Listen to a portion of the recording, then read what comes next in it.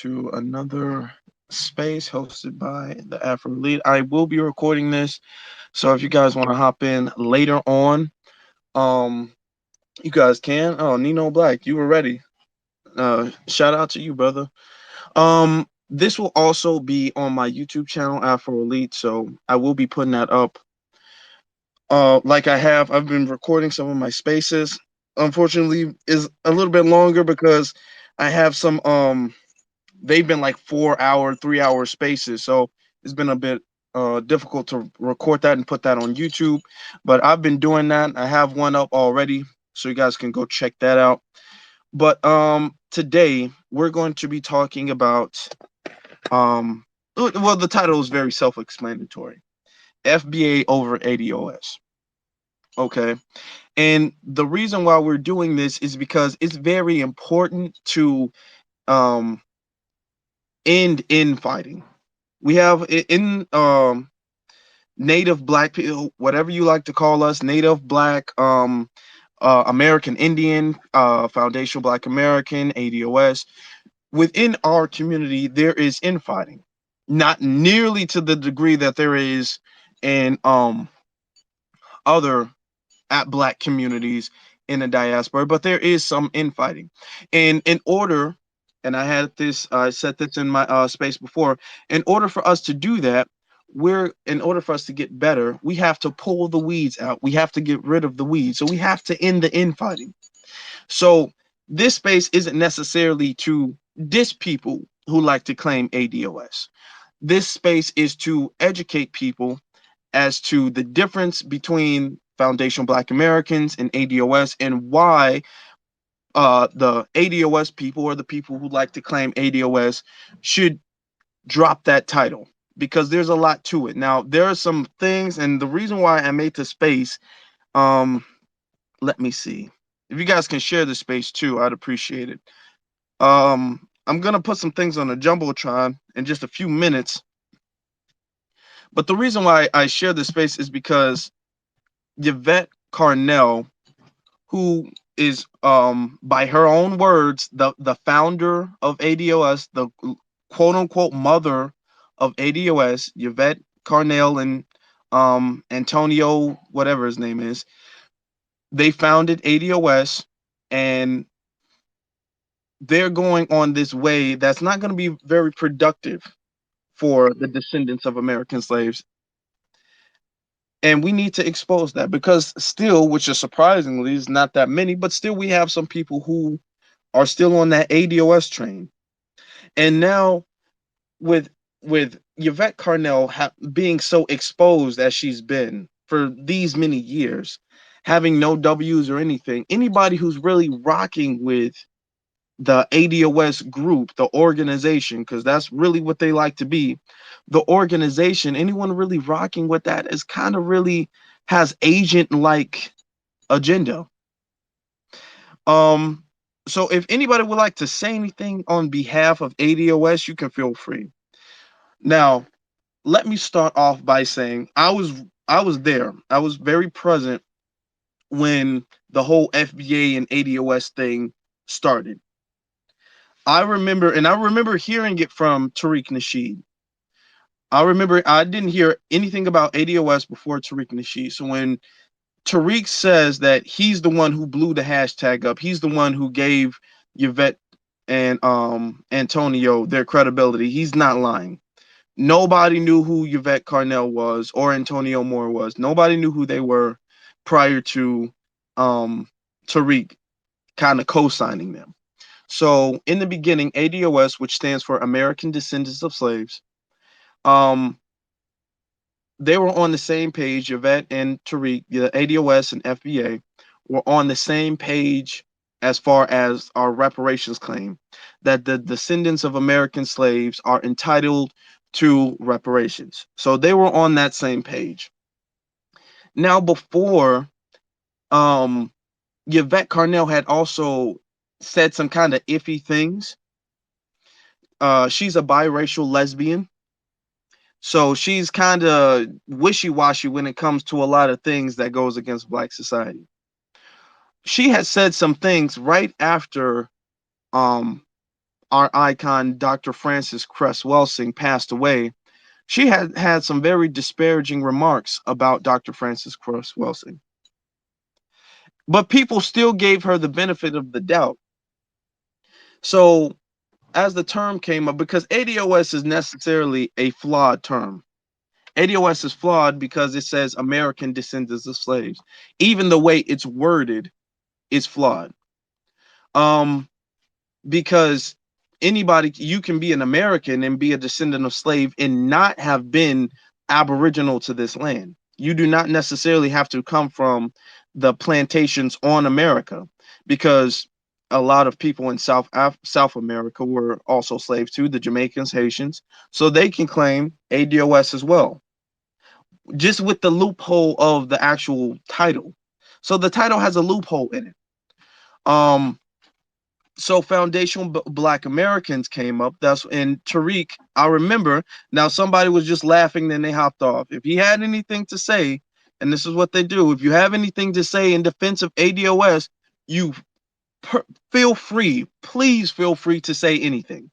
Okay, but the people who are not, they're not gonna say anything, because I'm gonna break down what happened for the people who don't know what happened.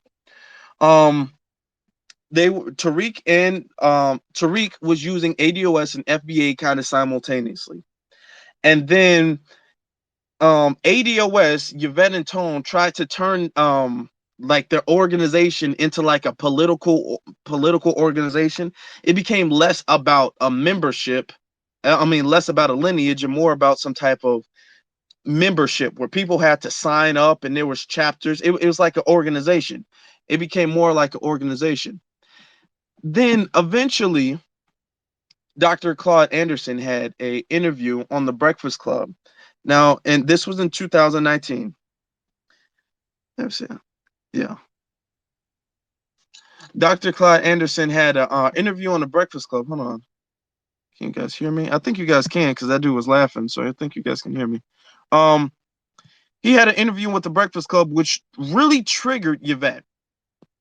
She got very triggered because Dr. Claude Anderson said that advocating for Native Black Americans. Hold on. He's saying you can't hear me. Hold on. Can you hear me? Can you guys hear me? Oh man, hold on. I don't know what's going on. Can you, if you guys can hear me, can you like throw a sign up or something? Can I see a fist or something if you guys can hear me? Oh. Okay, so you can hear me. Nina, okay, you can hear me too. Okay. All right. I'm not sure what that was. Okay.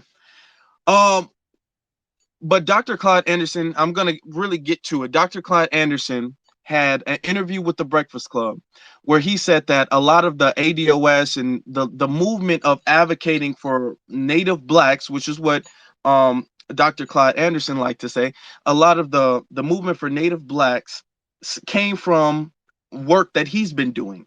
Dr. Claude Anderson has been advocating for Native Black people for many, many years. He came out with the Powernomics, which is what we're pretty much basing what we need to do off of.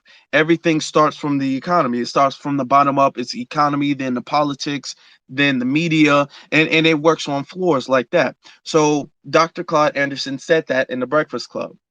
Now, this triggered Yvette because she likes to claim that everything came from her. I guess because she can't have kids, she has some type of thing where she likes to be the mother of everybody. Um, mm, I don't know if you, I'm, maybe you guys can listen to it on the playback. Maybe I don't know what's going on if you guys couldn't hear me. I'm apologize about that. Um, but on the playback, you should be able to hear me. But that triggered Yvette.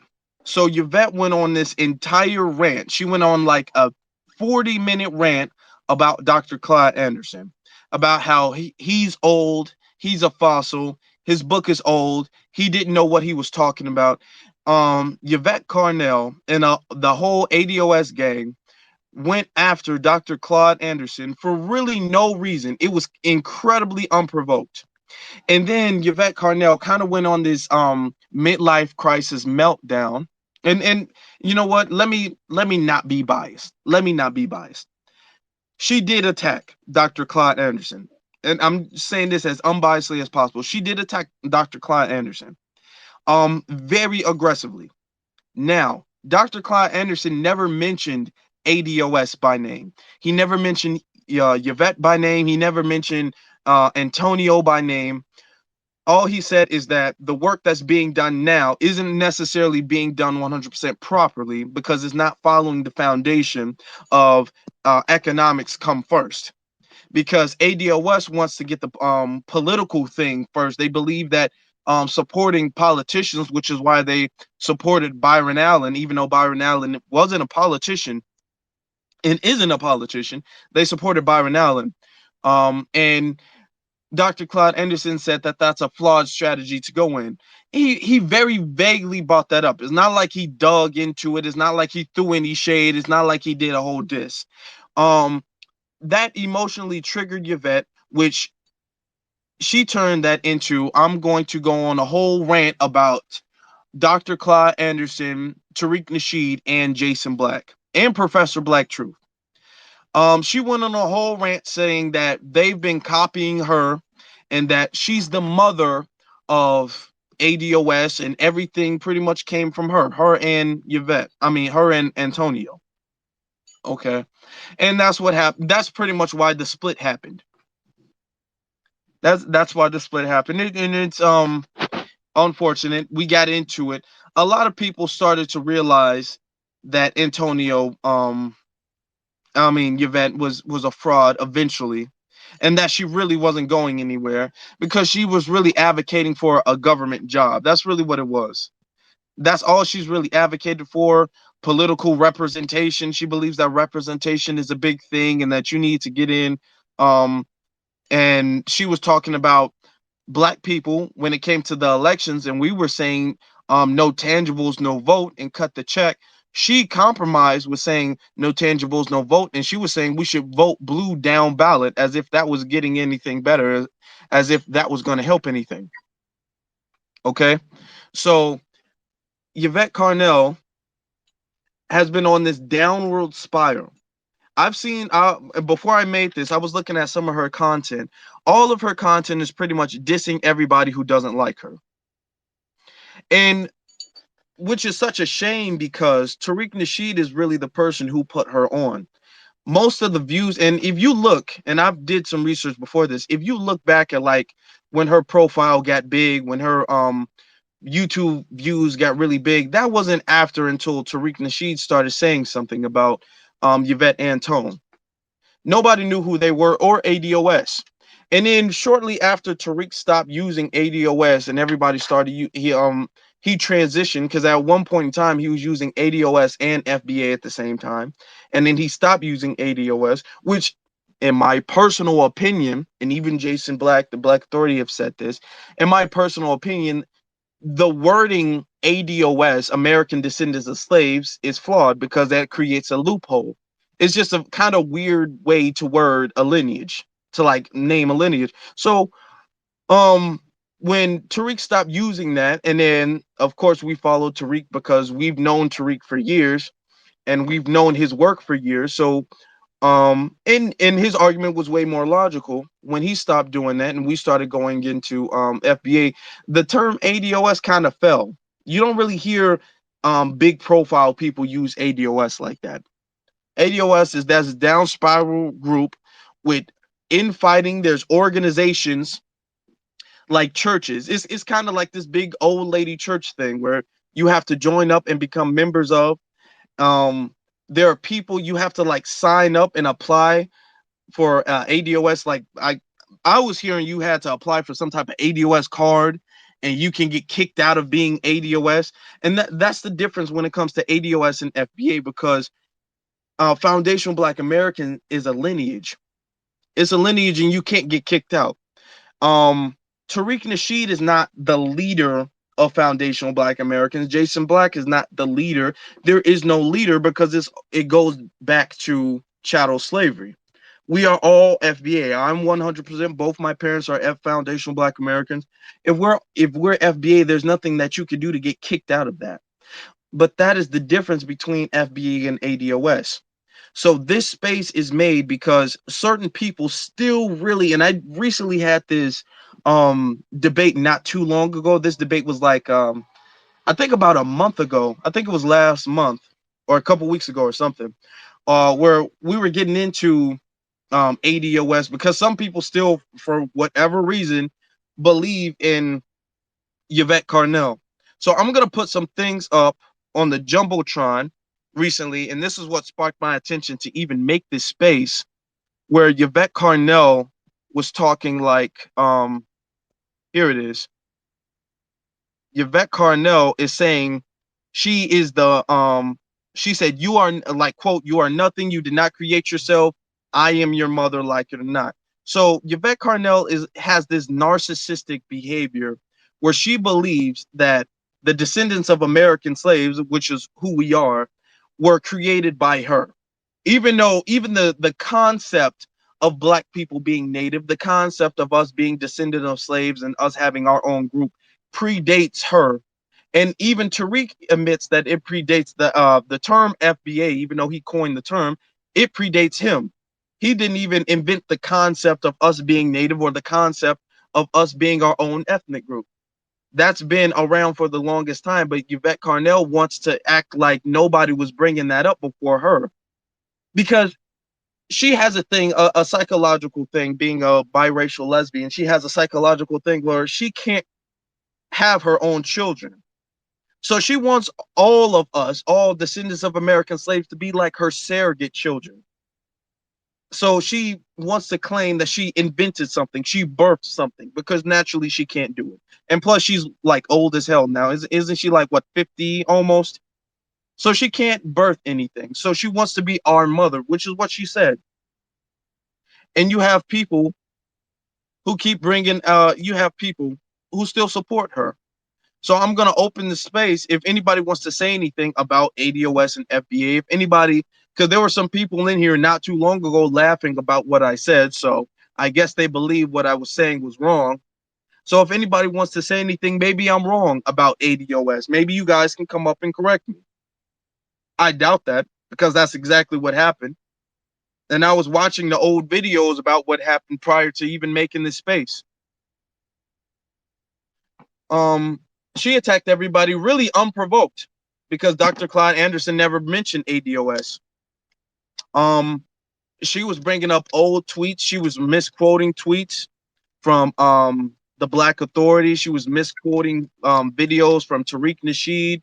She kept bringing up Dr. Claude Anderson. The way she was attacking Dr. Claude Anderson, you think that Dr. Claude Anderson um made a whole video book or made a whole book series dissing her parents or something like that. That's the way Yvette Carnell went after Dr. Claude Anderson. So Yvette Carnell needs to be canceled. Yvette Carnell is toxic. She has agent-like behavior in this downward self-centered spiral that she's on because she ultimately knows that she's not a man and she can never really be a full woman.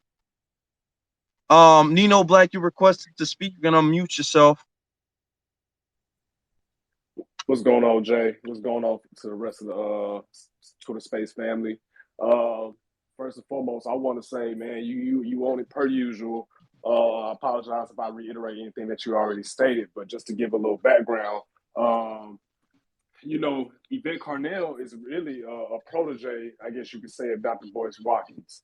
Dr. Boyce Watkins was originally the one that put her on, which I think is something to note because Boyce got a he has a track record of putting on people that tend to flip the script at somewhere down the line. For instance, what's her name? Zaza. What's her name? Zaza. I can't remember her name. Zaza, Michi X, Yvette Carnell. The list goes on. A lot of people that got their start through Boyce Watkins, and then later on, they start doing underhanded shit. I think that's just something to note. But as far as Yvette Carnell goes, I wasn't rocking with Yvette just based off of her statements that she made about the elder, Dr. Francis Press Wilson. Um, Yvette, I don't know if anybody remembers, but shortly after Dr. Welsing passed, Yvette all of a sudden had so much criticism and critique about Dr. Welsing and her studies which, as you all can take an educated guess about what her issue with it was her stance about, the homosexual LGBT lifestyle and how that is ultimately, detrimental towards, Black empowerment and how that's really being pushed on us by the dominant society. Uh, and I think that in itself was really a red flag about Yvette. It's like you had all this time to voice your concerns or critiques about Dr. Wilson, but you waited until the woman died to say something. That right there was a major red flag. But a lot of us in the conscious community, we kind of let that slide a little bit when Yvette started pushing for reparations.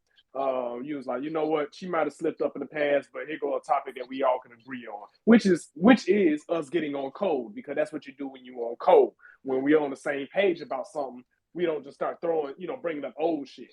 That's irrelevant to the discussion. So we all got on code and was like, okay, we'll let that old shit slide about Dr. Wilson. So we'll rock with you on this reparations thing.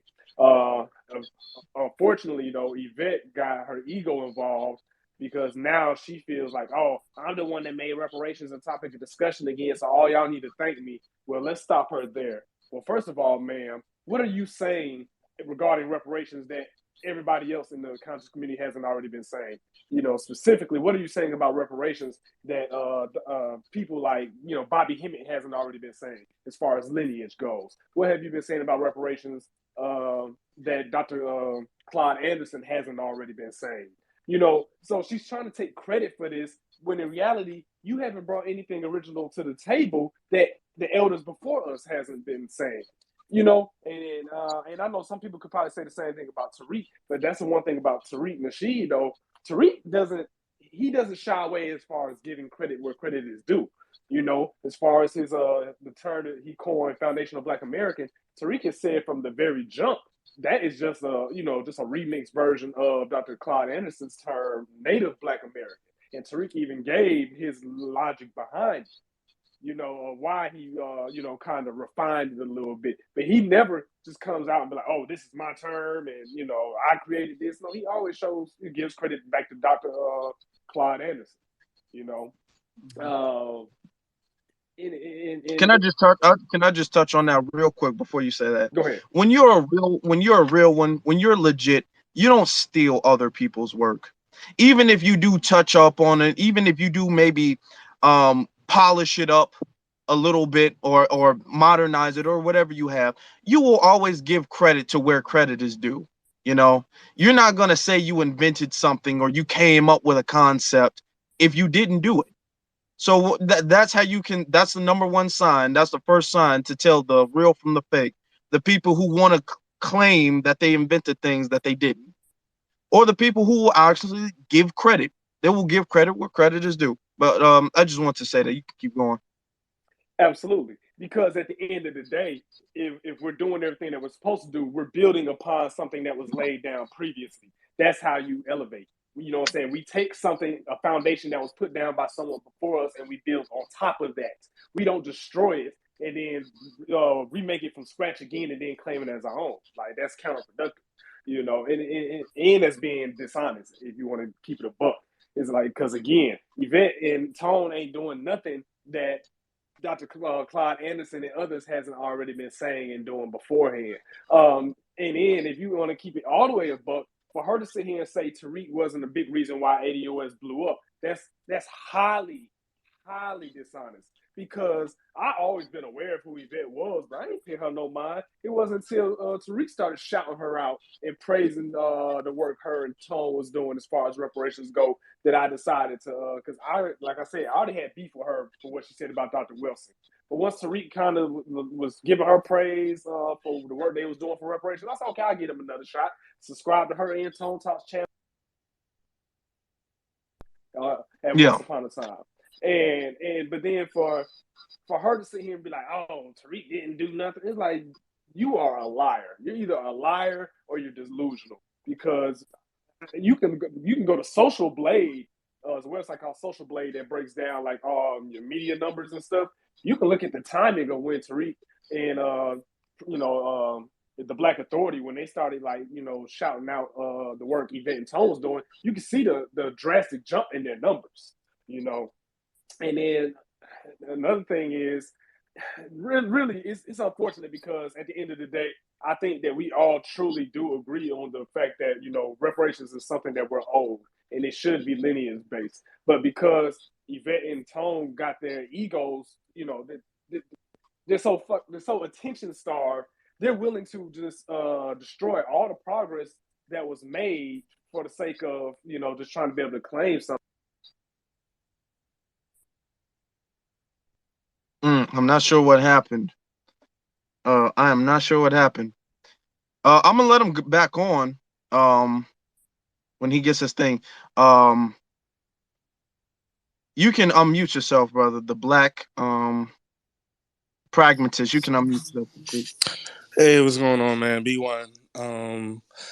So the whole thing with Yvette and Antonia Moore, it's like it's just like an ego thing.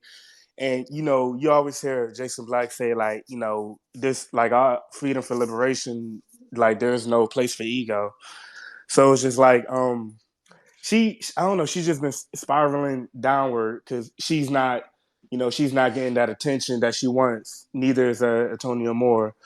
And the thing like about her is like her cult followers, like it's like grown ass men like who follow Yvette, and they exhibit like emotions of a woman having female tendencies. Like I got blocked by several like ADOS niggas because I said this ain't right. What Yvette is doing is not right, and it's just like what I'm saying, just dumb stuff. But yeah, it's like it's no place for ego. Like this is about our reparations, and we gotta fight towards it. So it's just and her dissing Dr. Claude Anderson, was just unnecessary, especially when he laid the groundwork when he's been championing reparations for the past decades. And then from what I hear is that her and Antonia Moore, they stole the whole ADOS thing from Norris Shelton.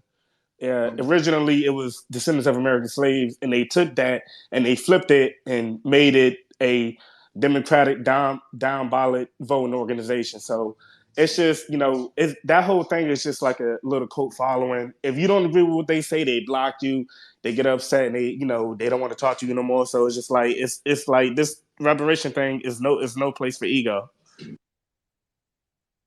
Absolutely. I remember too. When it first broke out, when like the ADOS and FBA started going their separate ways.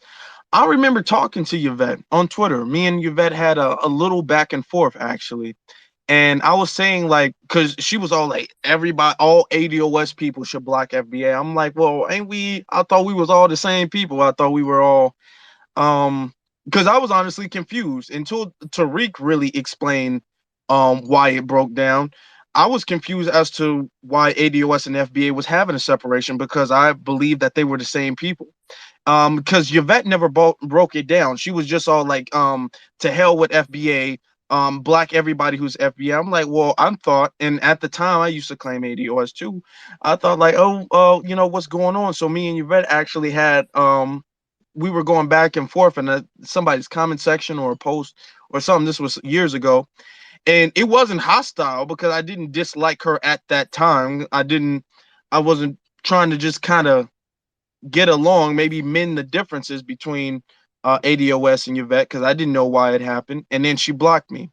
And then she blocked me, and Antonio Moore blocked me. And the craziest thing is, I never said anything about Antonio Moore or to Antonio Moore. I never spoke about Antonio. So all of those people, they just started going on this block spree where every single last one of them, if you said anything positive about Tariq or Jason, they were blocking you. If you were subscribed to them, if you were following them on Twitter, they would immediately block you. It became, you're right, like a cult thing. If you didn't worship them, they would block you. Yeah. So yeah, me and this dude, he was a part of ADOS. I tried to tell him like this is just a lineage. This ain't it's nothing more, nothing less, and he just automatically blocked me. And I was just like, come on, man, like that's on some like effete sassy stuff that you're doing. And it's just like I don't know, Yvette got these niggas in the chokehold mentally because like they move how she moved. So it's just like yeah, I don't know, man. It's just like it's not supposed to be a beef with, within a lineage. who wants to who's trying to get that spot, that top spot of, oh yeah, I'm the one who brought up reparations. And this is for like our survival, and they over here trying to having this power trip, wanting to claim, oh yeah, we did this, we started this, we the originators. And I'm just like, yo, like that's not how that works. And if you look at one of Jason's broadcasts, he even breaks down the analytics of how like Tone and Yvette, how the views started going up on YouTube when Tariq started mentioning ADOS and stuff like that. I think it was I forgot the name of the broadcast, but it was back in like November of 2019. But yeah. Yeah, exactly. Because nobody really knew who they were. Now they did, I guess, I guess Tariq maybe found out about them through Boyce, but in a large part, nobody was really using the ADOS hashtag prior to Tariq co-signing it and Tariq co-signing Yvette and Tone. And Yvette and Tone like took that to their heads, and they were all like, and I saw content where they were saying that they were giving Tariq was stealing from them, and that everybody was stealing from them because they're the originators of ADOS, and they don't give any credit to anybody but themselves because let them tell it, they created everything. All ADOS, all of the progress black people have made stems from them. Let them tell it. Right. And yeah, I'm gonna land my plane right there. B1, brother. B1, brother. Appreciate you getting on to speak your mind. Rich, you can unmute yourself, bro. B1 brothers, to piggyback off what both of you guys were saying, ego, ego, ego. Too many, not of, I won't say of us, but too many people have too large of an ego. And when you're in something like this, ego should be thrown in the trash. Ego does not benefit no one.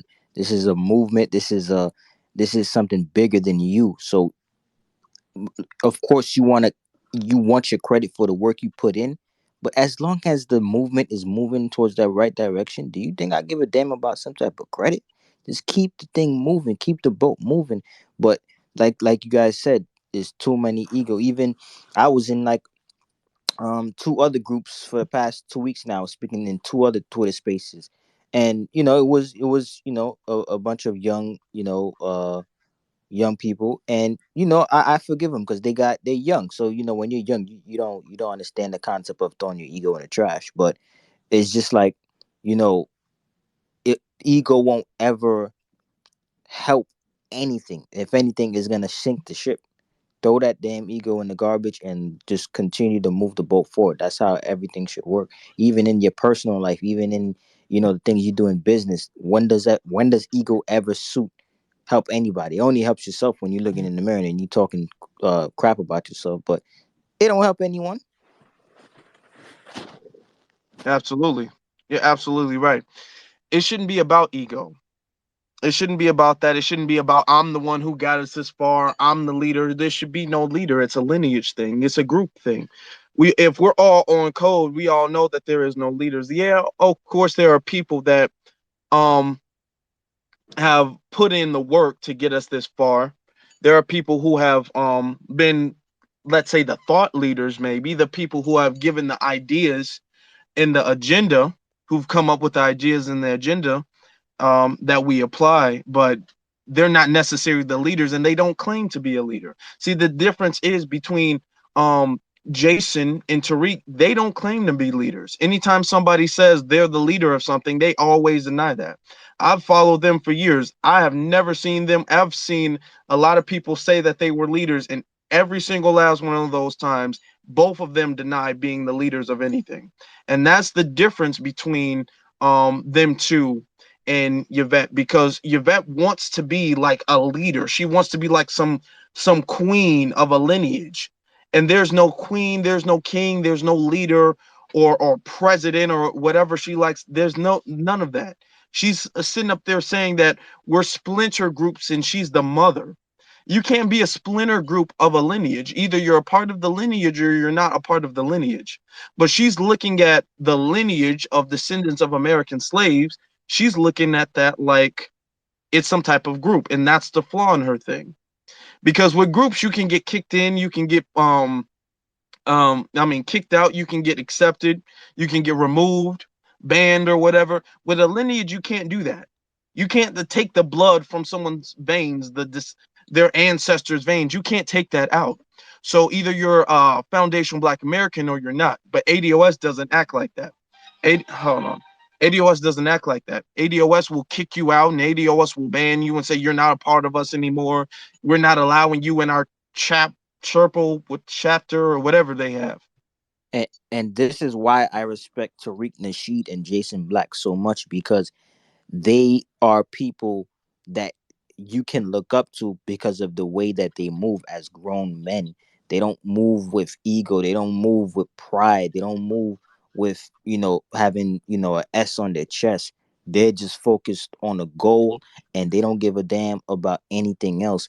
And I have adopted that in my life personally, even with other things, even with other situations. I don't add my ego into things, because it's so immature to wanna, be in the spotlight, to wanna have all the credit, to show everybody everything you're worth. No, play the back, and like Jason Black says, power is not seen, it's felt. So if you really got power out there, if you really got muscle out there, you're in the back, bro. You ain't in the front. You don't want anybody to know who you are or what you're doing. You want to be in the back, and you want to be and calling these shots from the back, because that's how white society does. And that's why when Jason Black and Tariq Nasheed says, there's no founders, there's no leaders, that's very important, because with black folks, we're so used to having leaders. We're so used to not putting in the work. We're so used to watching other people lead the way, that we have grown accustomed to that. And that's not the way to go, because we see what happens once we get our leaders. We see what they do to our leaders. Now, when you have a code, when you have everybody following the code, that means everybody has to participate, and not just one or two people taking all the blame and taking on the risk and taking all the consequences. No, everybody is part of, everybody's a leader. That's number one. And everybody has to follow a code. And pride is in the garbage, and ego is in the garbage. And that's in one last thing, one last point I want to make too. Mhm. When you don't follow, when you don't when you throw your pride and your ego in the trash, you you don't allow the the you don't shoot yourself in the foot. A lot of these people I'm seeing in these Twitter spaces, what they do is they they're offending people that's on their team. That's pride and ego. When you're trying to when somebody's on your team and you might disagree with them just a little bit, and they're just a little bit, they don't got everything tweaked up, you can't offend them. They're on the same team as you. And that's the last point I want to make. Thank you, brother. Thank you. I appreciate that. Like I said, if anybody else wants to speak, if anybody else has an opinion or a comment they'd like to make, you can feel free to request. Something else I saw in the clip. Now I never really was a subscriber to Yvette or Tone. I always thought Tone talked a little funny. Tone kind of has like a mush mouth, and especially for a lawyer, I just felt it was weird. It was kind of like a weird thing to listen to. But I was watching some content from Yvette just to just so I can be informed about this. They were saying, Yvette was saying that Jason Black and Professor Black Truth are the same person, and that the person just like changes his voice. He changes his voice between different videos. Um, Let me let you guys know something. They're very much so not the same person. It's a very idiotic thing to assume that they're the same person. I remember when I found both their channels out, and when I subscribed to both their channels, I know I could tell there were similarities between the way they would address certain things and the way they would break certain things down, and even the like their advanced vernacular. But I knew for a fact that they were two completely different people. They've even been on the same broadcast before. So they're not the same person. I mean, you kind of just lose all credibility when you say that they're the same. Like to me, I'm all like, "Oh, really?" That's how I knew like, yeah, she's not a real one. How are you saying that they're the same person? Um, Let me see. I don't know how, I don't want to butcher your name. Nunya, you can unmute yourself. Yeah, Nanya, what's going on? How you doing? Doing all right. How about yourself? I'm good, thank you. I have an advanced sort of opinion on this whole thing. I mean, I've been following these individuals and making videos on YouTube about Yvette Cardell and Tariq Nasheed. I don't really agree with either one of them, but I can call a spade, and I can give credit where it's due. So, what question do you have of me, sir? Okay, you said you want to call a spade a spade. You said you don't agree with either one of them. Then No. what don't you agree with? Well, first of all, Yvette Carnell sort of and Antonio Moore sort of got their speed and legitimacy in this space from Sandy Darity, right? And anybody who looks at Sandy Darity, you can sort of break him down in that little what we get wrong in the about closing the racial wealth gap and some of the people of color language that was thrown in there. Of course, you can criticize that. That's fine. I Okay. criticize that as well. However, defining out, trying to make an advanced academic definition of lineage that sort of tries to get around race but includes race is something that only I believe he can do with 30 years of experience. Now, the turncoat behavior after the first chair throwing incident of him sort of disassociating himself with ADOS and sort of going towards the other organization that he's now sort of associated with. I think that really has to do with Yvette Carnell's poor choice to include a partnership between herself and Tariq Nasheed.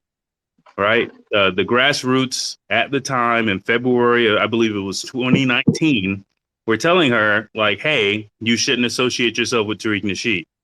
But she and Tone Talks, both of them, went out of their way, and I actually have the video clip, went out of their way to say not only, well, he's a good person, he's retweeting what we said, what he said, or what we told him to retweet, and we don't have a problem with that man, and if y'all have a problem with that man, y'all should go take your problems to that man, and this, that, and the third. They were going hard in the paint, if anybody remembers. And they sort of switched that up after the conference, which I knew was going to happen. That's sort of them. I mean, I think that they are legitimate so far as their push for reparations, but they have like a horrifying track record of leadership, right? When you talk about, I believe, an example of that is an association initially with Tariq Nasheed. I believe that's also their association with Byron Allen. If you look at the Byron Allen situation, I remember on Twitter where Yvette Cardell was asking for photos from people on Twitter as opposed to taking her little scrawny ass up to DC and being in the cold with those people and taking the photos herself. I also remember Tone Talks, the attorney, not reviewing the oral arguments before the Supreme Court when he could have easily done so.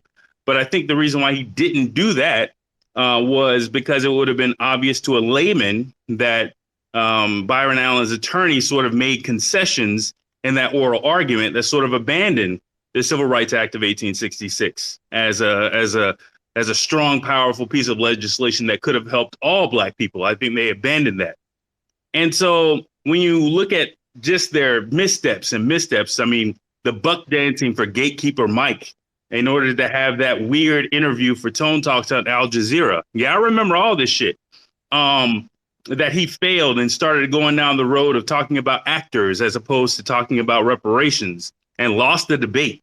When you talk about the handling of the chapters and how that went, I think everybody knows that sort of went left very, very quickly. And then finally, their handling of their initial relationship with Sandy Darity, right? They sort of sneak dissed him on the last little bit of that. And that definitely was not helpful for reparations. I mean, if you wanted to critique them, in my opinion, if they wanted to have a relationship with Tariq Nasheed, which I disagree with at the time. Can I ask a question before you go? And something I should have, I guess, asked. Are you a descendant of American slaves? Yes, I am. Okay, okay. I just should have asked that in the beginning. I just wanted to know. So, okay, continue. So Yeah. you pretty much So broke down why you disagree with that, Yvette yeah, and and them. Tone and like the I give video them way. credit. I give them credit because they are policy driven, but I feel as though they are self-driven more so than they are policy driven. I believe that if in the room where reparations legislation is signed by, you know what I'm saying, the president into law, if they are not in Mhm. that photo op, they'd rather it not happen. That's what I currently permanently believe.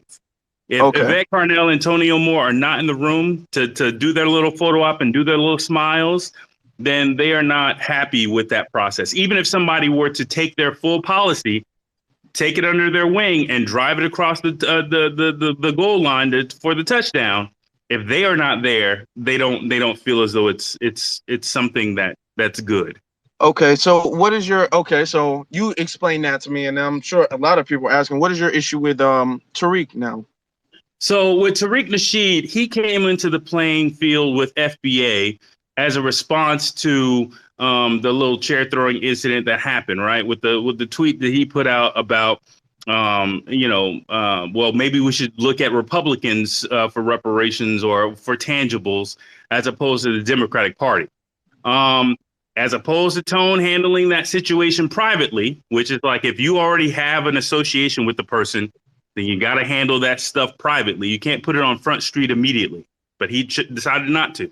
However, what Tariq decided to do, in my opinion, was use FBA as almost like a Nike check to sell stuff to sell flags to sell Ogun juice, to sell DVDs, to personally enrich himself off of the backs of the pain narrative of our narrative in the United States. He wasn't necessarily pushing for reparations on a daily basis. He wasn't pushing for policy. He wasn't pushing for any sort of disaggregation narrative that would help policy down the line. He actually, in many cases, was actively advancing a narrative that, oh, well, you can't really rely on the laws to protect you. You need to rely on something else to protect you other than the laws, an extrajudicial means of doing things. That sort of thing, that sort of Do you disagree? policy wasted Do you time, in my disagree? opinion. You disagree that we can rely on the laws to protect us? Well, I believe that white supremacy is a white supremacy of law. My personal theory is that white people don't just want to kill you. They want to kill you and legally get away with it. I can go into more detail about that, but I'm just going to leave that right there. I believe it's not just about killing you. It's about killing you and getting off on it. It's about killing you and going to court and being dismissed of all charges. It's not just simply that. So if you could change the law, you could change the policy. Like if you change the law and now all of a sudden these people are criminals for doing what they really want to do, what their But the daddy thing did and is what their that granddaddy did, it's it already messes up their illegal. ability It's to do it. already against the law. It's already against the law to kill some. It's already against the law to do what they do, and they've True, been doing what they're doing. I mean, true, for instance, Kyle true, Rittenhouse. Kyle Rittenhouse, what he did was completely against the law. You have people who kill people against the true, law, and because of the white supremacist system, they're like, okay, well, we're just going to ignore the law. true.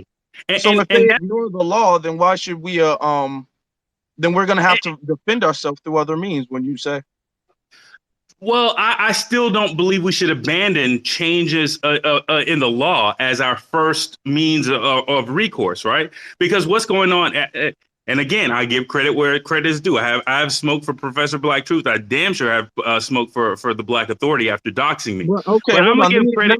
Let me finish this. But change the law. How do we change the? If it's already illegal to murder black people and they do it anyway, what is there to change? It's already illegal to do that. So Well, what are you trying to change the law to do? well, it's already illegal, and what's happening now in this current climate is that they're being convicted of those things. But you see the Okay, fire what? line for Okay, but them. Well, wait, let me why finish. are Let they? me finish. Let me Okay, finish. Let me finish. all right. Let me let you finish Uh, your point. you see the fire line regressing and regressing, right? The fire line was, if you look at Ahmaud Arbery, the fire line, if you really investigate that situation, the fire line used to be they never even charged the person, right? If you have a buddy relationship with the DA, you never even got charges, right? The police never arrested you, right? That's how they sort of got off on that's for murder, but imagine for lesser things. Imagine for a simple assault. Let's say a white person punched a black person. The cop shows up on the scene, does the typical. Well, if I can't arrest the black person, I'm gonna try to see if I could say I'm gonna charge you both to scare the black person out of pressing charges. That's how it used to work. Now it's getting to the point because of cameras. It's getting to the point where you cannot deny that criminality took place. All right, and so they're being That's not convicted. true. That's not true. I was about Well, to say something. I'm stacking on something. Yeah, I just agree. well, You had under the Obama administration, black people getting killed left and right on camera, and they Well, get Obama was a white man with a black father. He wasn't a black man with a white mother.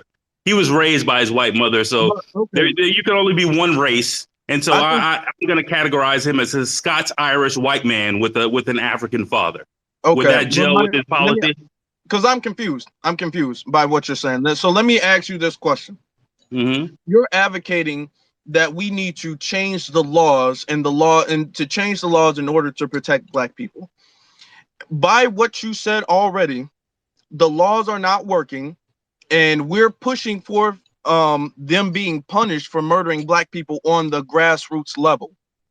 If they're because black people killing black people have been illegal for generations and generations, Black and they've people been killing. able to get away with it. And through alternative means, we've been able to push forth the issue, and now they're starting to get punished. Yeah. And you're saying that you want to change the laws, and I keep asking the question, Of and I what feel like laws you're need to be dodging the changed? question. What laws need to be changed if it's already illegal to murder black people? I feel as though the best laws that need to be changed is not necessarily when we're talking about the hyperbolic situation of police murdering black people, unarmed black people. That's not where we experience the most racism. We don't experience the most racism in a black person meeting a white cop situation. We experience the most racism at our job.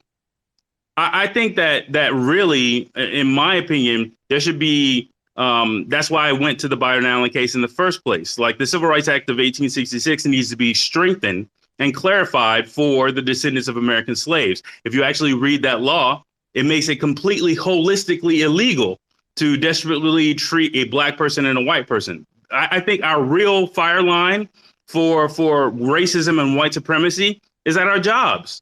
Okay, If a white supremacist could be held accountable permanently and easily, and have that bar lowered to where it's like, hey, this person is clearly racially biased against their employees, and it follows them and affects their money and affects their lives and affects their careers, you wouldn't have a large amount of this shit happening, right? It would be culturally stigmatized to at least overtly express your racist views. That's our okay, real and, fire line. that's what's going on now. But let me Yeah. ask, because other people want to speak too, and Sure. I'm pretty sure some other people have some questions. But let me ask you, because you kept saying Tariq isn't being effective because he's not pushing for changing the laws. So if you say that black people are discriminated or job discrimination is a more precedent issue than police brutality, if you say that's where we face it more often, what laws at the workplace need to be changed? Like, what are the laws that you feel we should be Well, working to change? Because job mhm. racism and the discrimination is illegal. All of these things are already illegal. None of these things already, like even Malcolm X has said this, we already have the rights on the books. All of Yeah, the rights are already on the books. They're already on the papers. They're just not being applied. well, let So me ask you this: what laws do you want to change? have you ever experienced racism at your workplace, and have you gone through the EEOC process and possibly a arbitration process in order to address that racism and discrimination? Have I? No, that's never happened to me. No, I've never had a situation that went that far with it. I have. I'm currently going through that situation right now with a very large corporation. So I can tell you personally that the bar is the bar is extremely high to prove racism and discrimination. Even in a situation where you have plenty of people, hearsay people, to make your case in that situation. it's unless you have like a smoking gun, unless you have this person on tape saying the N word, and those people who have gone through that process can vouch for that, it's very difficult for you to actually prove racism and discrimination actually occurred. It's in many cases easier for you to prove that you were that your termination was a retaliatory termination than you could prove that the person is being racially discriminatory, even though many people who looked at the facts of the case would say, yeah, I get the feeling that this person is racially discriminating against you, but they haven't said anything overtly discriminatory or anything that makes them seem like a racist, right? So, and then not only that, but then you can have HR levels that actually help out in that situation and help cover for that manager who's a very racist manager. I mean, anybody who's ever gone through that process understands that when you make the claim that this person is racially discriminating against you, the bar is extremely high, especially at the EEOC and especially when you actually have to prove your case. So I believe that those bars should be actually lowered. It should be very, very easy for you to prove that case based off of any sort of past behavior, any sort of issues like that. I think that bar should be lowered because that is where we experience the most discrimination. I fully agree with that. But I'm asking the question one last time. What? Because I agree with that, and we've said that, and so also has Tariq and Jason. They've said that before too. I had a space talking about the job discrimination where I just pulled up a post made from the Black Authority. So credit to him, where he was talking about that and discrimination at the workforce. So my question is, you keep saying it's about yeah, we know it's difficult to prove racial discrimination. What law is going to help that, though? Because it's already illegal to racially discriminate. So what law needs to be changed? And I asked a question and you gave me a scenario, a situation, and we know the situation exists, but what law needs to be changed? The Civil Rights Act of 1866. If you strengthen that law, make it clarified that it's for descendants of American slaves, lower the standard from a but-for standard to a lower standard, right? To like a standard where you basically have, if you have a preponderance of evidence to actually prove your matter, it will be a lot easier. A lot easier in order for you to be able to prove discrimination occurred, as well as have a specific law that's already on the books to protect those people. What actually happened in the Byron Allen case is Byron Allen actually conceded a but-for standard for his case. That's the sort of concession that was made. Okay, thank you. Okay, Germ Griffin. You can unmute yourself. Because I know you guys been waiting to see you guys message me that you guys want to say something. So I'm going to let y'all say what y'all want to say. Yo. Yeah. What's up, y'all? Listen, that boy Nanya, he talking some real stuff now. I'm not, the most versed on the law, but let me tell you this. When he talks about his critique of people like Tariq Nasheed, Yvette, Tone, Jason, I think he's pretty much dead on a lot of that. And he talking some real stuff. What we got in the reparations movement right now is a lot of egos, yo. It's too much ego. You know what I mean? That's what we're dealing with right now. It's, and I got to check out his YouTube channel. I just gave him a follow, but it's ridiculous, the ego going on. And listen, I'm going to be honest. I came from Boyce Watkins. That's who I really used to listen to. And then I got on the whole Tariq, Yvette. And I never really got in the tone like that. But I could give some very, very real critique of Tariq, Jason, and Yvette and the Okay, please do. Because that's what a lot of people are wondering. Because I'm gonna be honest, I'm not understanding the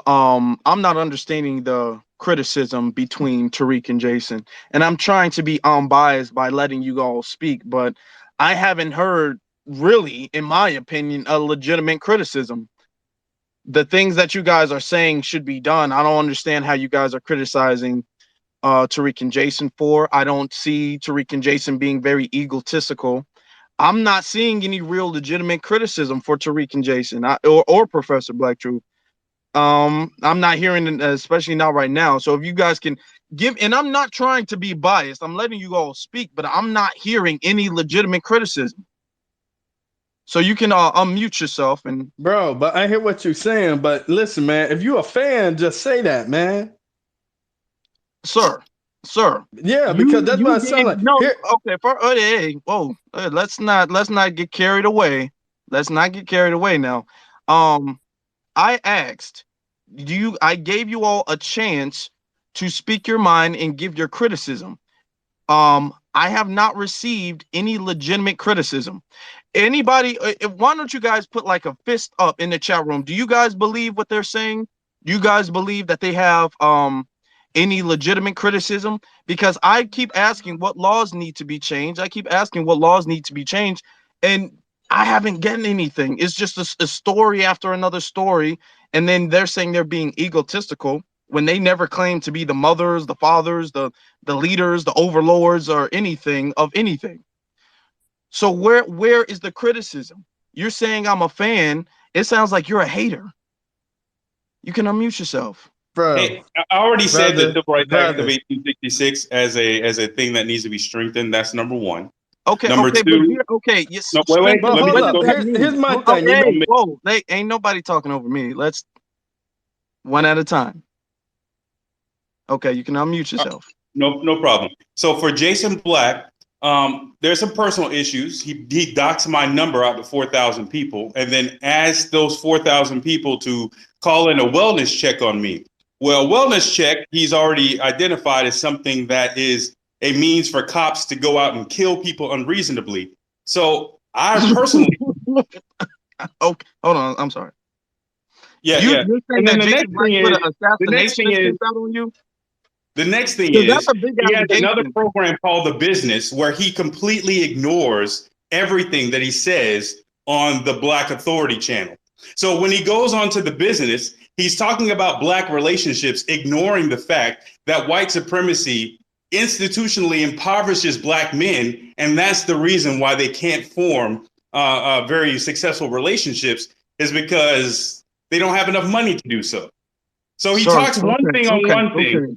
He Okay. talks one way on his channel where he's talking about MGTOW stuff, trying to sound like Donovan Sharp. And if you ever listen to Donovan Sharp, he kind of sounds like Professor Black Truth.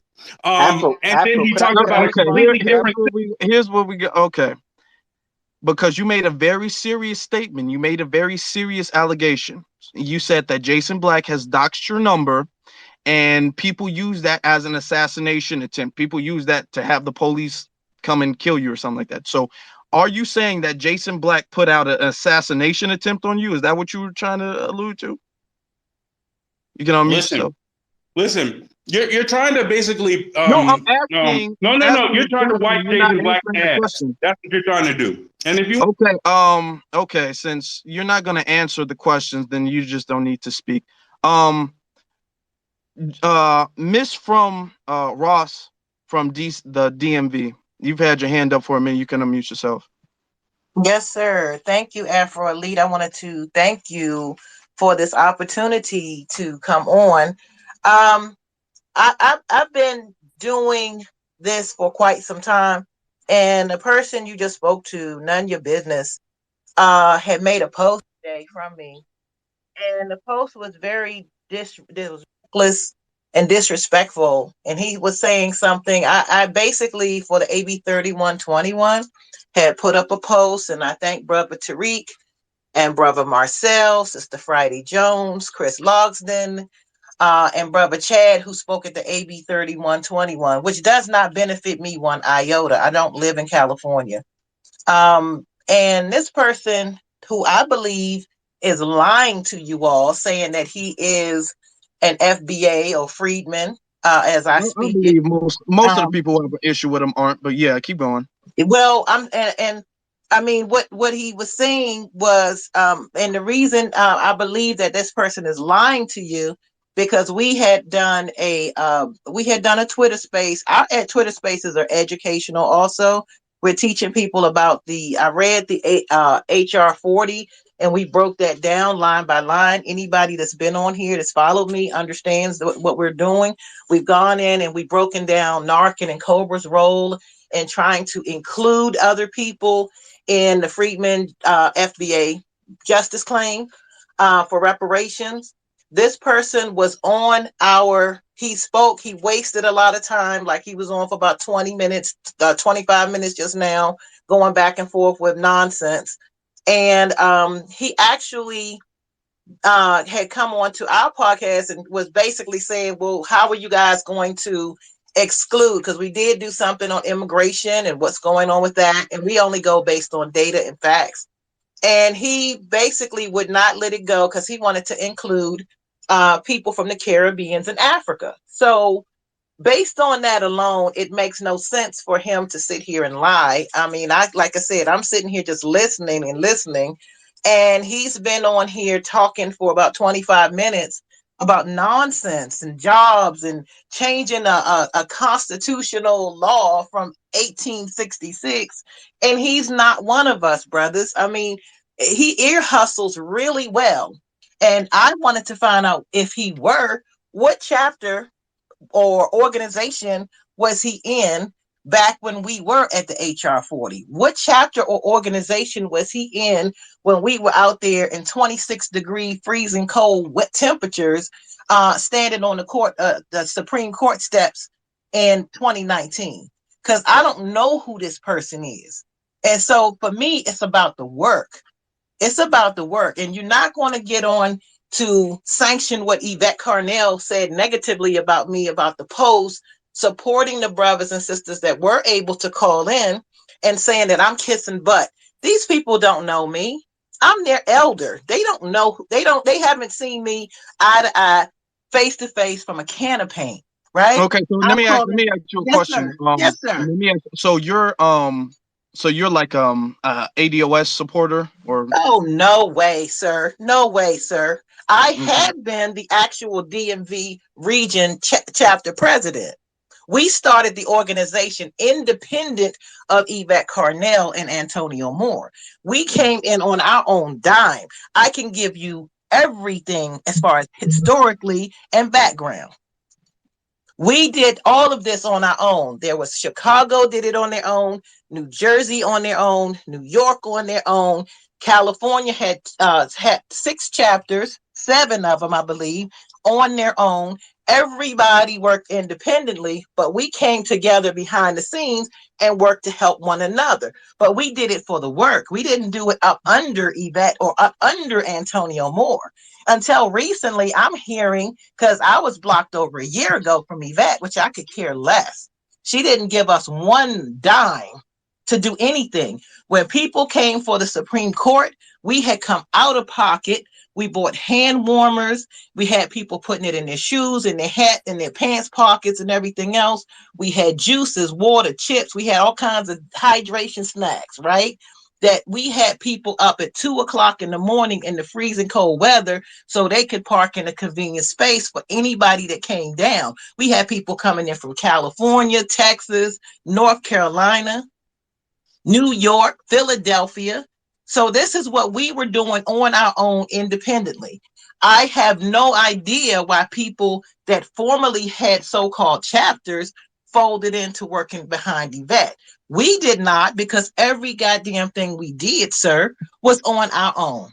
Angie from Baltimore is on here. She can affirm that. I have no reason to lie. Like I said, I'm sort of what you would call the elder in this movement. My whole thing is based on educating our people politically. I am not here for ego. I don't need to be front and center, but I do need to educate because I'm good at educating people, right? I'm a great strategist, Okay. but I Okay, don't need to be out thank here you. marching and being seen on camera and all that. I really am not tripping on that. But I'm letting you all know that that whole ADOS movement became a cult when Yvette Carnell said, okay, tell you if you're going to be under my organization, then you're ADOS. I said, wait a minute now. See, like I'm Yvette Senior. I'm an elder to Yvette. I said, so you're saying that my parents, who are senior citizens, nephews, niece, brothers, siblings, are not a part of this because they don't work under your organization, and neither do I.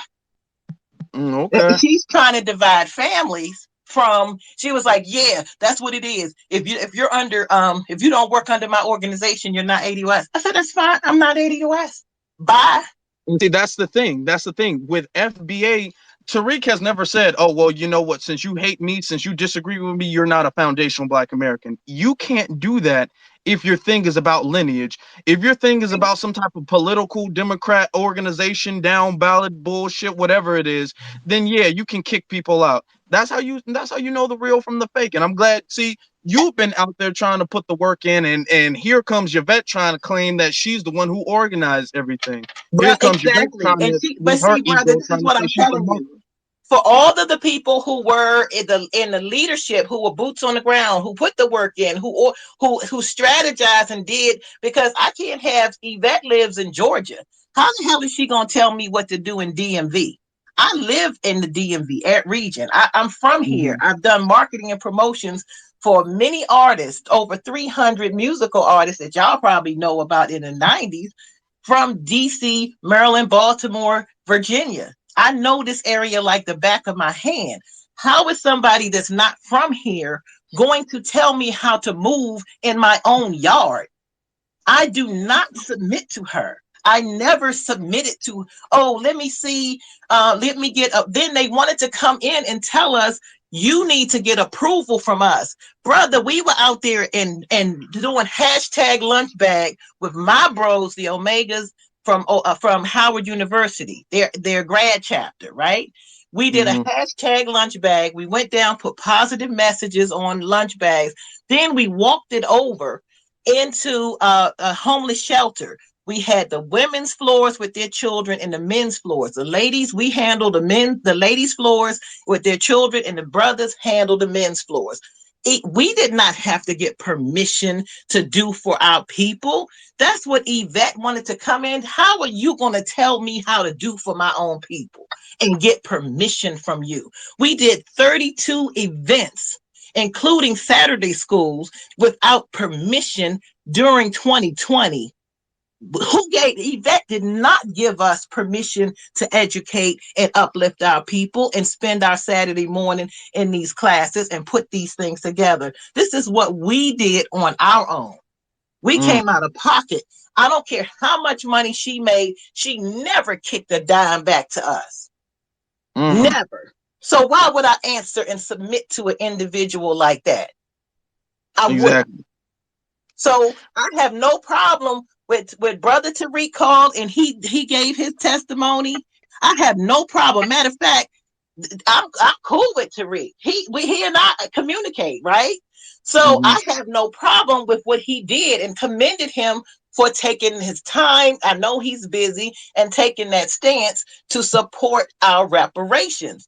And I said, and I stood by. I said, he has every right to sit here and stand up for his reparations. That man lives in California. He got a wife. He got kids. He got a gaggle of kids. Why can't he support his reparations?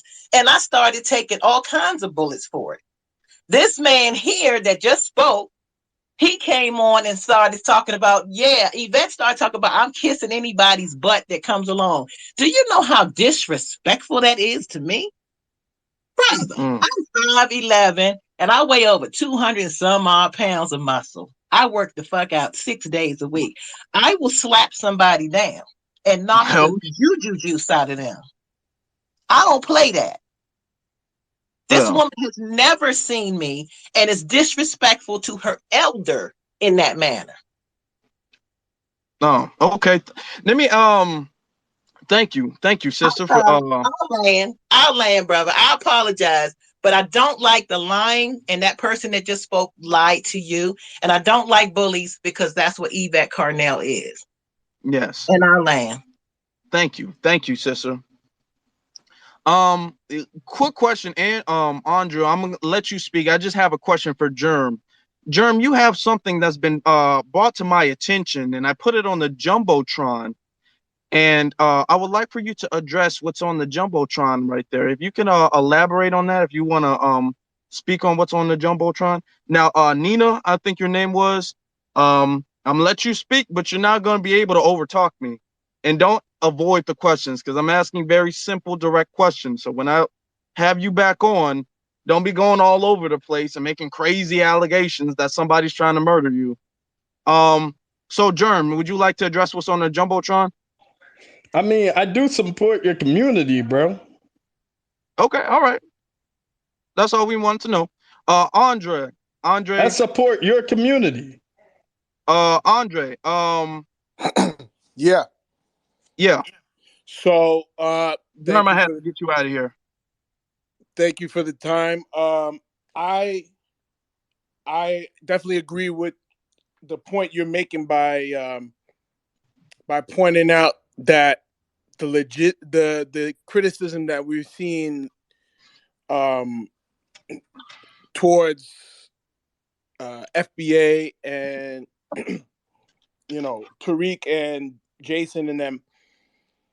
I also think it's illegitimate and is unwarranted. And I think depending on who you're talking about, they have different motivations. So with the Pan Africanists, I spent some time in those rooms, and it seems like their motivation is to make Africa the hero, whereby you know, ex, you know, absolving them of any sort of guilt for the accusations or some of the perceptions that FBAs or Native Black Americans are seeing.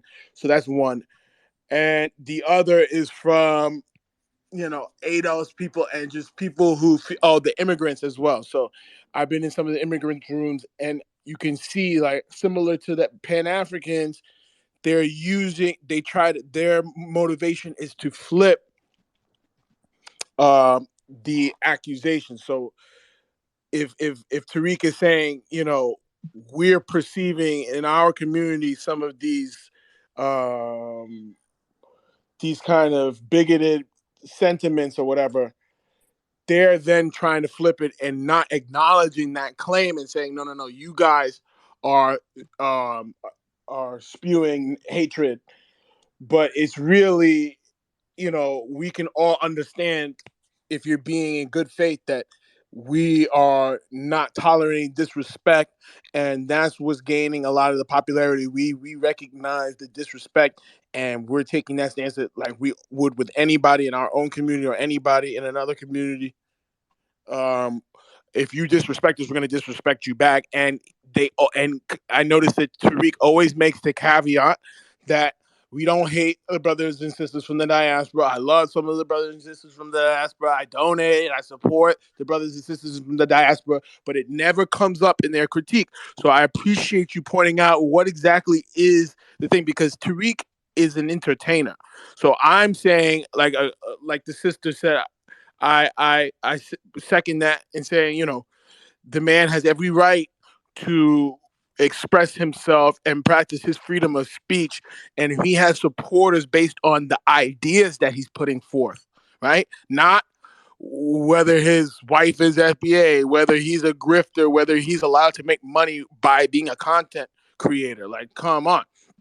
And so I don't know what anybody would have to say to that, other than if you're not going to address the fact that, yeah, he has said some things that are disrespectful.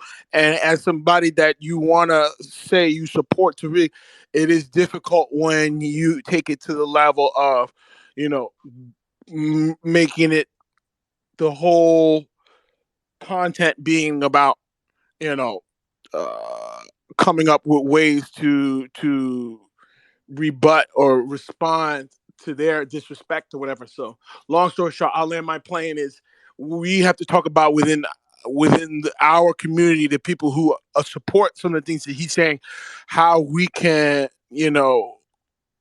embrace it, and in a way where we're not making him the leader, but still, because it's like, I wonder what you think as the host, Afro Elite.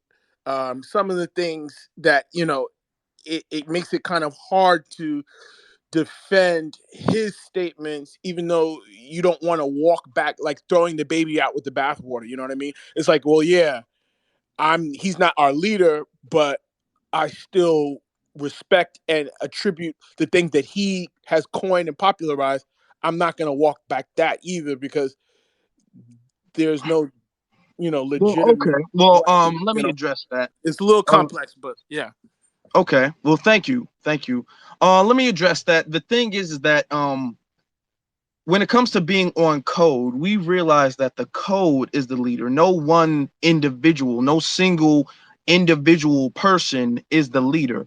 And there are some people who will put forth work and put forth ideas and plans that might advance the race. So that you can say they're like thought leaders, perhaps, but you can't necessarily say they're leaders, and that's something that I have to give credit for with Tariq, because Tariq has never claimed to be a leader. Tariq also has denied being a leader several times, and he's not the leader because the code is the leader. Now there are people who reinforce the code. There are people who try to elaborate the code and break the code down and teach other people what the code is supposed to be and how to respond to certain situations and certain events. um, but that doesn't necessarily make them the leader. So that would be my response to that. Now, Nuna, I believe your name, I believe it is. I might be butchering it again. You made a very strong accusation that Jason Black was No, trying no, no. to. I want to reply Okay, to okay, Ross well, elaborate that. without any sort of interruption. She made a whole Go. bunch of allegations, so I want to go ahead and respond to that. All right. So, first of all, I'm Geechee. I think that should answer your question there, Ross. Don't make aspersions or on my name like that when you don't know what the hell you're talking about. You said it. Um, yeah. The other thing is, yeah, I have been in a room with you, and I do sort of agree with Yvette Carnell. I told you in that situation, her critique of you specifically, I believe that that critique was accurate. You don't have to like the fact that I believe that, but I do believe that. You believe Um, her critique of me. When did she make a critique of me? no, no, no. Or Yvette Carnell's critique of Ross. I saw that tweet, and I actually agree. So, and that's the tweet she's talking about. So can I've you? been in other rooms with her So the thing before, and is she's that when basically been very. I ask you a question, you go on to these stories, and this is very time wasting. You said now there's close to like 100 people in the chat so far. I gotta actually check how many people are in here. You said that Jason Black put your number out so you can get killed. Are you taking that back, or are you standing on what you said? You can frame it however the hell you want to frame it. I already So you're said what taking I it back wanted to then. say about Okay, that so what did you situation. say? What did you say? And I'm What did not, you I'm say? not, Because I'm there's not going to go witnesses here. forward with that. I'm not going to restate it. I'm not going to Okay, answer. well, if you're not gonna go forward, there's no need for you to speak here. Um, so Ross, you requested. Let me accept your request again. I guess there's stuff you still wanted to.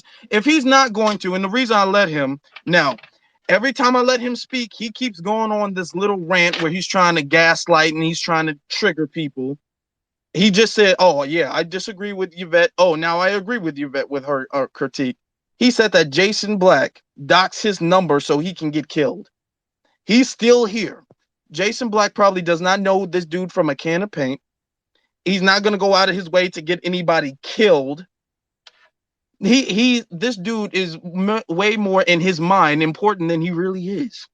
And I keep asking him. Now, the first thing I asked him was, what laws need to be changed? He's like, oh, I don't like Tariq because he's not advocating for laws to be changed. I said, okay, well, what laws need to be changed? Well, I mean, um, I got issues at my job. You know what I'm saying? I'm like, okay, well, what laws need to be changed? It's not about the police, it's about my job. Okay, well, what laws need to be changed? Well, the laws don't need to be changed. They just need to be stricken more hard. I'm okay, all right. What is your problem with Jason? My problem with Jason is he has two channels, and you know what I'm saying, and I don't like that. I'm okay. Yeah. And one time I was trolling and he doxed my number, and I've been paranoid ever since. No, all right then. Oh, okay, yeah. So those were his critiques. His critiques is that oh yeah, he brings up black men having relationships, but the thing is that we're broke. I'm broke because I have a job discrimination case that's pending and it's not really going anywhere. So that's why I'm mad at Tariq, and that's why I'm mad at Jason Black, because I'm broke because my job is discriminating against me, and Jason makes me feel bad that I'm broke, and now he's trying to kill me. Sir, all right, thank you very much. Now, there's a bunch of people. It is being recorded too, and I will put this on my YouTube channel at Afro Elite, so you guys definitely can check that out later. So if I misquoted anything he said, you guys can double back and see. Ross from the DMV. You can unmute your mic, sister. Oh, wait, yeah. Let me turn that off. Yeah, okay, you can unmute your mic now. All right. Thank you, brother. I appreciate it. Afro Elite, I thank you for allowing me back on stage. I'm not going to take too much longer. But yeah, that's pretty much what I got when we were having our space. And like I said, it all comes down to whether the reparations are for a specific group, which are the freedmen, FBA freedmen that go back to chattel slavery. And this person kept going in and talking very nasty about me. And before he left the room, he started emotionally squealing out like a pig. I don't know what that was about. But we just basically had to ban him from the space because we were talking serious business. We're not playing games. This man doesn't know me from a can of paint. He's an ear hustler, and he takes the information that he got and he goes around and tries to utilize that, because what person who's getting reparations wants it opened up to the world? And on that, I'll land. And I thank you, brother Afro Elite, and I will be following you. I appreciate you. Thank you, sister. Thank you. Um, yeah, absolutely. Afro shit is not that complicated.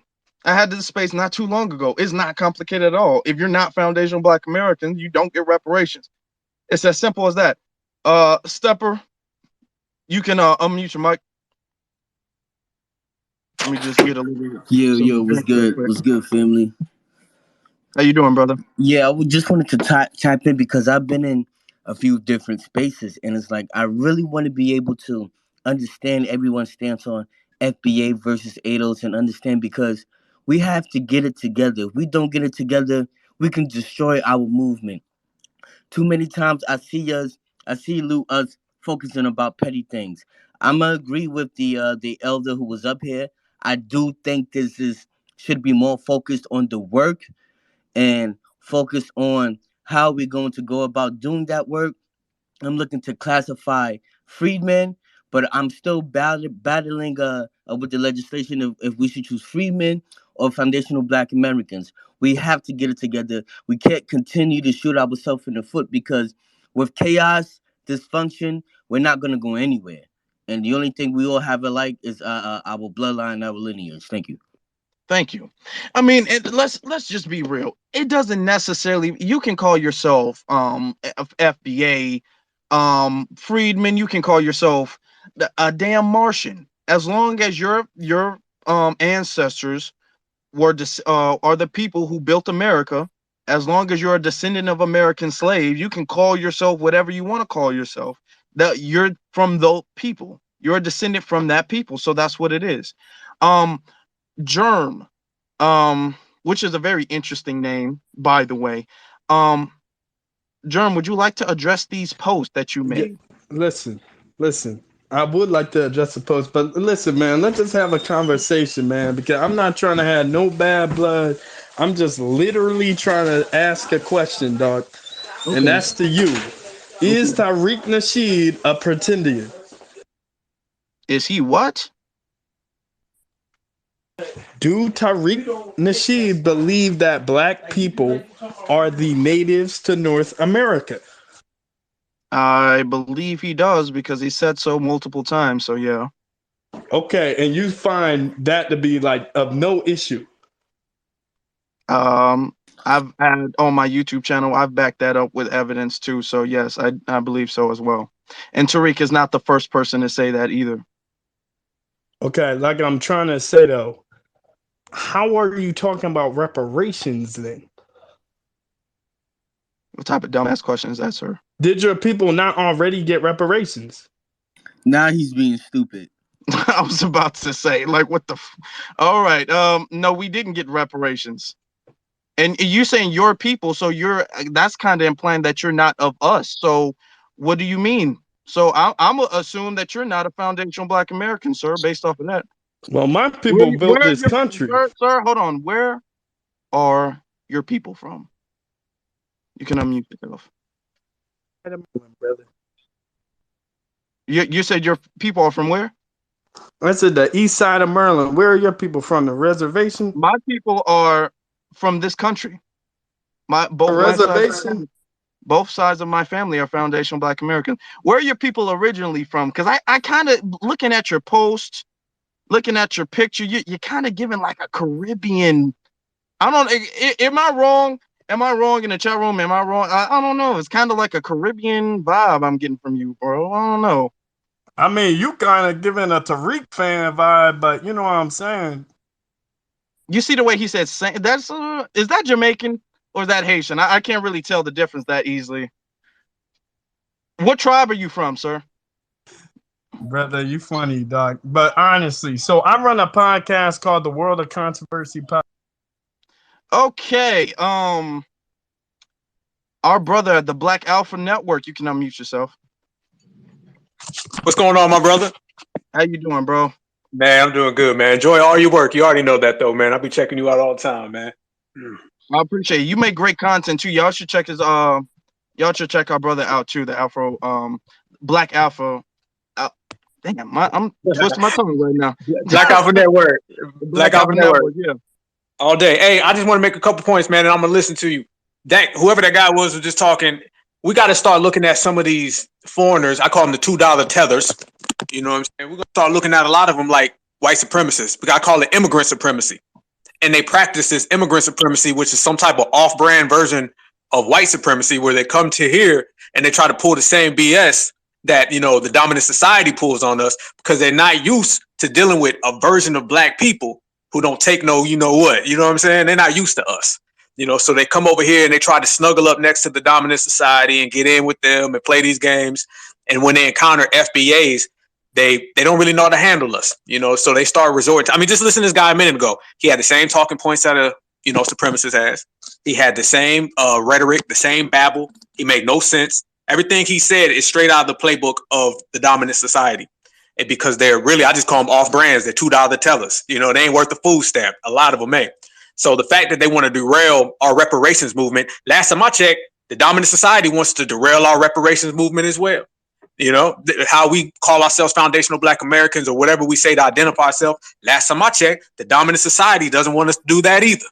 So these people got to be kind of viewed from the same aspect of, you know, white supremacy. And once we can label these $2 tethers in the same light that we label the dominant society, we'll be able to identify them, mark them, and check them. You feel me? I fully agree. All right. Hey, man. Hey, I'm about to listen, man. I just had to drop that in, man. Appreciate your work, brother. Thank you, brother. All right. Yeah. Shout out to the Black Alpha Network. Jeffrey, hold on. Excuse me. Jeffrey, you can unmute yourself. Hello, how's everybody doing? How you doing, bro? Listen, I listen to a lot of these spaces. I follow FBA. I don't know if I'm on speaker. I'm sorry. I don't know if I'm speaking. There's like an echo going on. Maybe it's a headphone or something. Is it still there? In a forest. It sounds like you're in a forest or something. Yeah, it feels like an echo or some type of sound in the background. What about now? It's better now, yeah. Okay. I follow FBA. I follow a lot of your leaders. Well, not your leaders, because it's FICO, but a lot of you guys I follow. I like what it says on your profile, Black first, and that's the way it should be. What FBA believes in, I believe in for them, and I support them 100%. I monitor the spaces just to know what I can do to help FBA. My lineage goes to Freedman, but then it's like does a curve down south towards what you all are talking about. So I'm looking at that too. what I don't understand is why others have a problem with what FBA thinks. Where everybody's entitled. I mean, they got us so fucked up, different ways and in all kind of ways. Everybody's trying to find out where they came from and everything else. I mean, why would you sit there and shit on somebody's thoughts? And they're looking up, the way the media is today. You can look up stuff now online and everything else. Everybody's coming to grips with what their lineage is.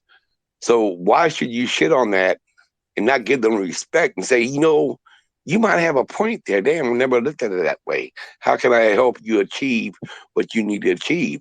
It seems like we're just screwing each other around. Then the white supremacists look back and they're standing back and looking at us like, what a bunch of dumbasses. We're screwing ourselves. We should all be pushing for the same thing, and that's find out where you came from, what happened in your lineage, and go forth, give reparations, and grow stronger.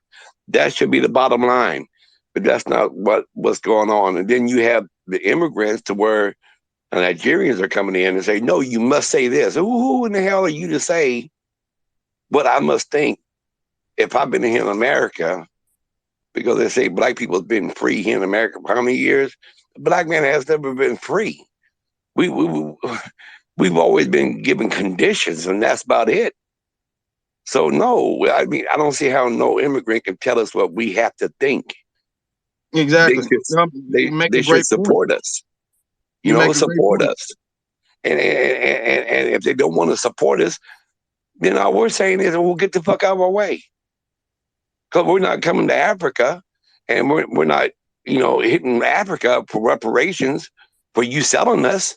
You haven't done nothing in Africa for us saying, we sorry what we did to our children, some of us, and we're going to make a place for you here. They haven't done that. So at the end of it all, what the hell are you saying? Nothing. All you're doing is getting in our way. Let us go. And like I said, I'll support any of our black people in order for them to get ahead, because that's what's important. All this other thing where people and Marcel, not Marcel, Marvel, that guy's an idiot. All he's doing it is for financial gain. Tyree, he's his own man, but he makes a lot of good points. You can't sit there and shit on the points he makes, because a lot of them are valid points. Does he, sometimes is he getting paid for it? Maybe. I don't know. It's none of my business. I don't give a shit as long as we move forward. But he's not the whole FBA movement. Mel and all you guys have been pushing. Ty have been pushing. And like I said, at the end of it all, anything you guys can do, I can support. I'll be there 100% for you.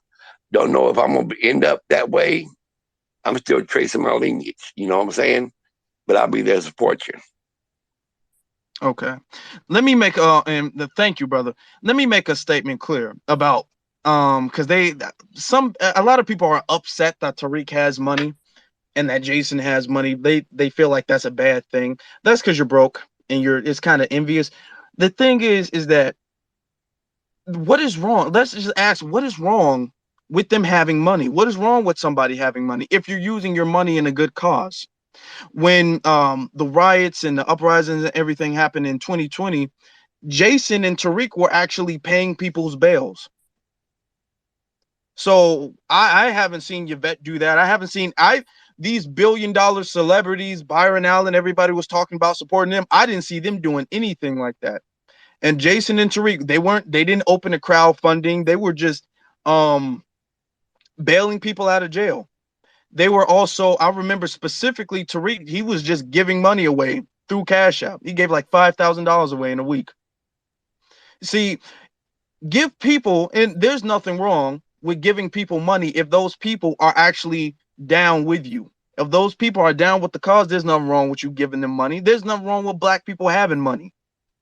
Y'all don't have any problem with these other celebrities. Y'all don't have any problem with giving Gucci money, giving all these designer people money. Y'all giving somebody money. Somebody's getting money regardless. If somebody's gonna get rich off my dollar, I'd rather that be a black person. I mean, the dollar. If somebody's gonna get rich off it, why not be a black person? Y'all get upset. Oh my God, he's selling this. He's selling this. He's selling this. Okay, all right then. Y'all don't. I mean, the standard of a black person making money is just so is real. It's just ridiculous. It really, really is. It makes no sense to get mad at somebody for selling something. It makes no sense. Okay, y'all hating because you're broke. Sir, if you got a job issue going on and your job is racially discriminating against you, get another job. Get another job, man. You sitting up there getting mad that Tariq isn't helping you out with your lawsuit. And you getting mad that Jason mentioned you broke. Dude, get your shit together, man. You're sitting up there getting mad. You over here, I don't know what you like. You're making posts about you. I don't know. I think you, and doesn't Germ, doesn't he kind of give like a Little Nas X vibe? I don't know. Just looking at his Twitter, he's like a Little Nas X fan. I would assume so. I don't know. I don't know if we want, this isn't really the space for all that nonsense. I don't know. And then when I asked you a question, you kept deflecting, and you no, I'm not sure, sir. I don't know if they would like you to be back on. We're trying to keep this thing orderly. We're trying to be productive here, and both of you all like to troll, so I'm not sure if I'm gonna let you guys back on. Maybe for entertainment, but we're not trying to entertain trolls. Okay, we're trying to be productive. Hey, Afro, can I say one more thing? Go ahead. And I like to tell Mr. Ross, I feel so bad for her, but just to stay strong, because we got people out here that's trying to do something, then others tear them down because they're haters. You know what I'm saying? And that's not right. So I just hope she just stays strong and keeps doing what she's doing.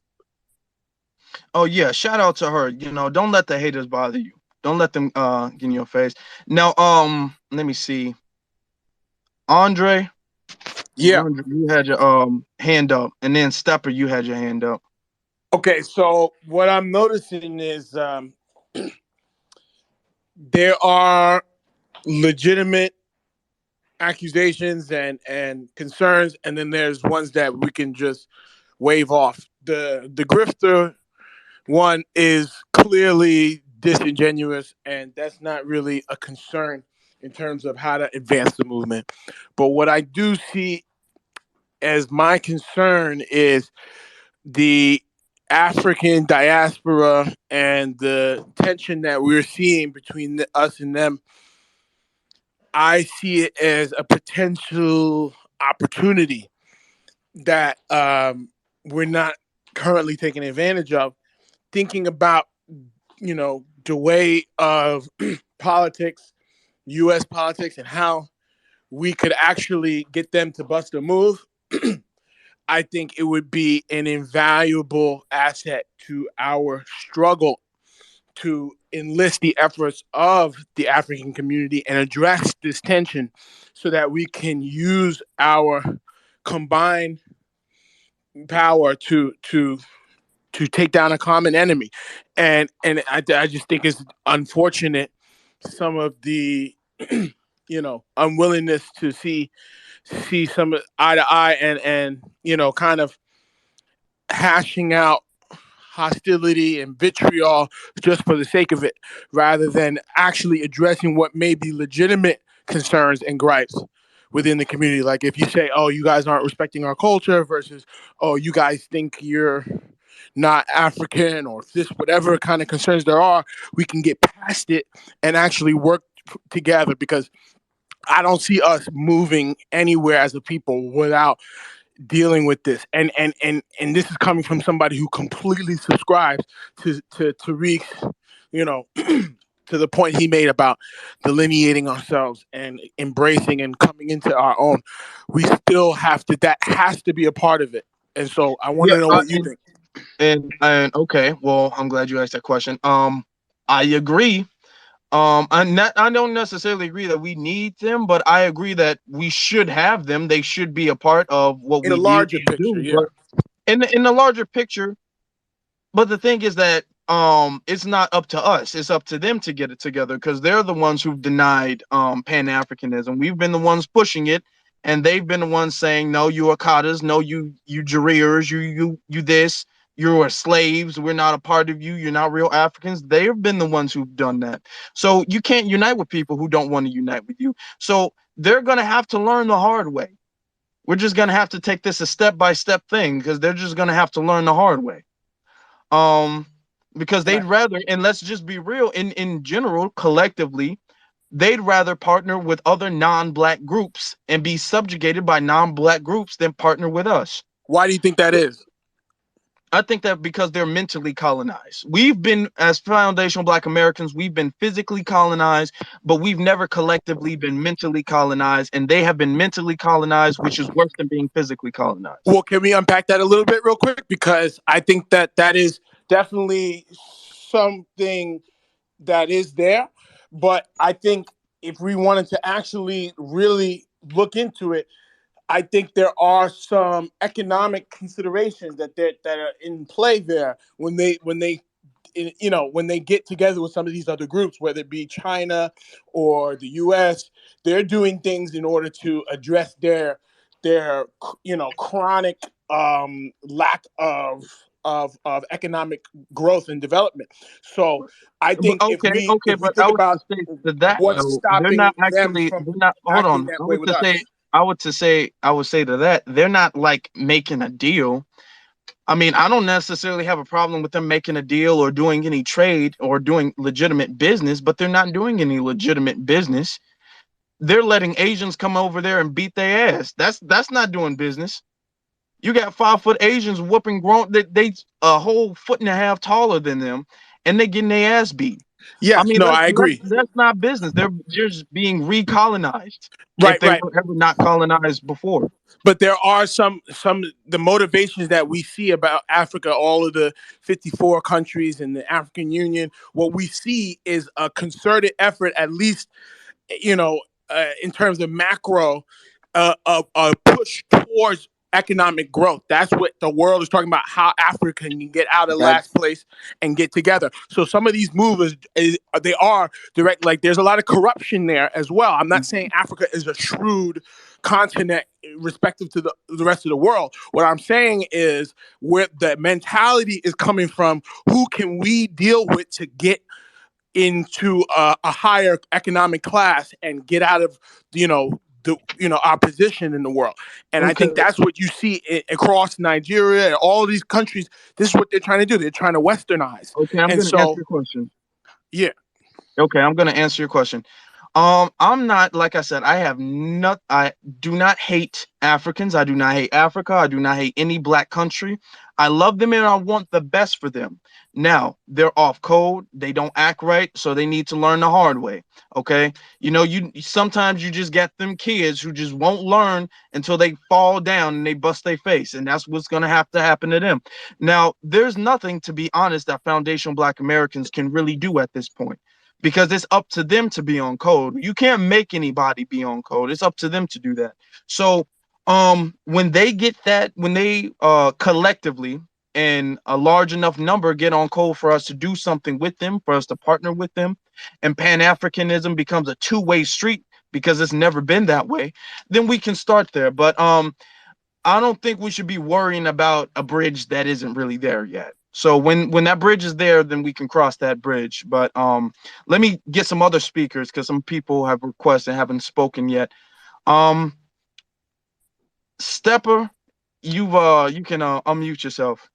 Yeah, I was just going to say that all of that information is important, but to the benefit of doubt, we do have some riders. We do have some people that are here for Cool. us, regardless, and those people were never excluded. This is just about the people who don't like us, and we see it.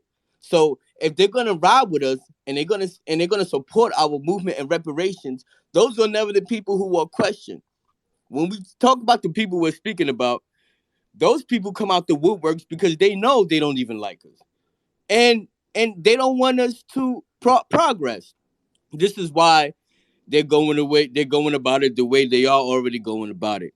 But they're going to continue to pocket watch. They're going to continue to take from us and receive the benefits of being black people until we change it.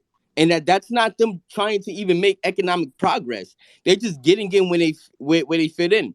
If they make any progress, it's only because we are busy fighting white supremacy so much. Mm.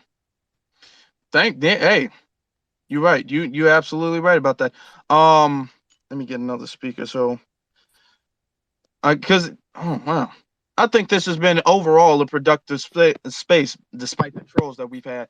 Nino, you can unmute yourself. All right. Can you hear me? Yeah. All right. Listening to this whole thing, I've got a few comments I want to make. First and foremost, Steppa made a comment when he initially came in. This is not to, down the brother or anything. I just want to make something very clear. Steppa made a comment when he first came in, initially saying, like, basically along the lines of, I'm paraphrasing, why can't FBA, ADOS all get along? And I've heard that sentiment a lot. And I want to make something very clear to everyone listening in this room. FBA is not organization. It's not FBA versus Freeman, FBA versus ADOS, and this is not directed towards just you, Stephen. You just said something that made me think about this. To make that very clear, all these people that reps the Freeman, guess what? They're FBA. Assuming that they're not lying about their lineage. Same thing with the people that rep ADOS, assuming that they're not lying about their lineage. They're still FBA. Hell, Jesse Lee Peterson is FBA. FBA is not an organization. We're a lineage. And just like any lineage, we have our coons, we have our riders. Hell, we got some FBA that's bisexuals. We got some FBA that's Trump supporters. We got some FBA that's totally anti-government. We got some FBA that's Muslim. We got some FBA that's Christian. Let's make that very clear. FBA is not an organization. It is a lineage. That's first and foremost. Second thing I want to make note of is the fact that, this whole room was based about, the issue with ADOS and its leadership being Yvette Carnell. And like we stated in the very beginning of the room, the whole reason for that downfall of that organization ultimately falls upon ego. And as we've seen with Germ and None Your Business, the two butt buddies that came up in here, they exemplified that perfectly because their entire issue with, because they kept bringing up their issue with PBT, who's Professor Black Truth, the Black Authority, and Tariq. They kept talking about they had issue with them, but could never specify what point of view regarding Black empowerment / reparations, what the issue was with those three gentlemen. It sounded like to me, whatever issue that they had with them was personal. It had nothing to do with our agenda and what we're all here Can to I touch on achieve. that? Let me touch on that real quick. Go ahead. I've when did I first find out who I found out who Jason Black was? I think in 2019. It was 17 or it might have been 2018, I believe, when I first found out. Or before then, I can't remember the exact year. I've seen a lot of people come on Jason's channel, and troll. I see a lot of people come on there and diss him and all that. Jason very, very rarely give somebody a wellness check. He very rarely does that. So that means you had to be coming up there saying some wild, extreme stuff. You had to be doing some pretty extreme things for Jason to say you need a wellness check. So this dude, he was trolling. He was being a childish troll, which he was doing in this very space. He was being a childish troll. He had a wellness check. He's like, oh, that's a dox, and people send the police. Nobody is trying to come and hurt you. Nobody's trying to come and harm him. Nobody knows who this dude is. People might have called purely out of concern. That's the only reason they would call, just purely to do a wellness check. And that's it. I'm sure if Jason Black heard this space, he would not remember who that dude is. Nobody Absolutely. knows who he is. He's not important. But Absolutely. You can finish your story. Yeah, absolutely. And I'm in the same boat with you. I got hip to Tariq around 2015. Anybody that knows me knows the story. Basically, I was a staunch Tariq hater. The whole reason I even got in contact with Tariq is because me and him was arguing about his whole no vote campaign back in 2015. I was one of those people talking about our people died for the right to vote, blah, blah, blah, blah.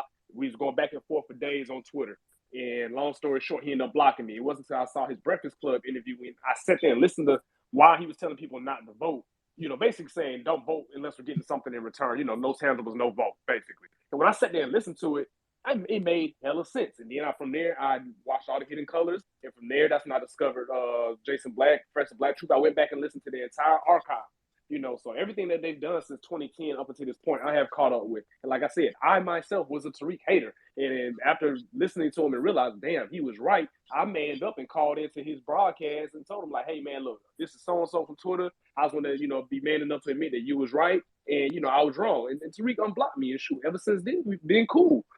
So when people talk about how they don't like TBA, PPT, or Tariq, I know where they're coming from. It's because they said something that hurt their feelings. I know that firsthand because I too was a bitch nigga just like y'all.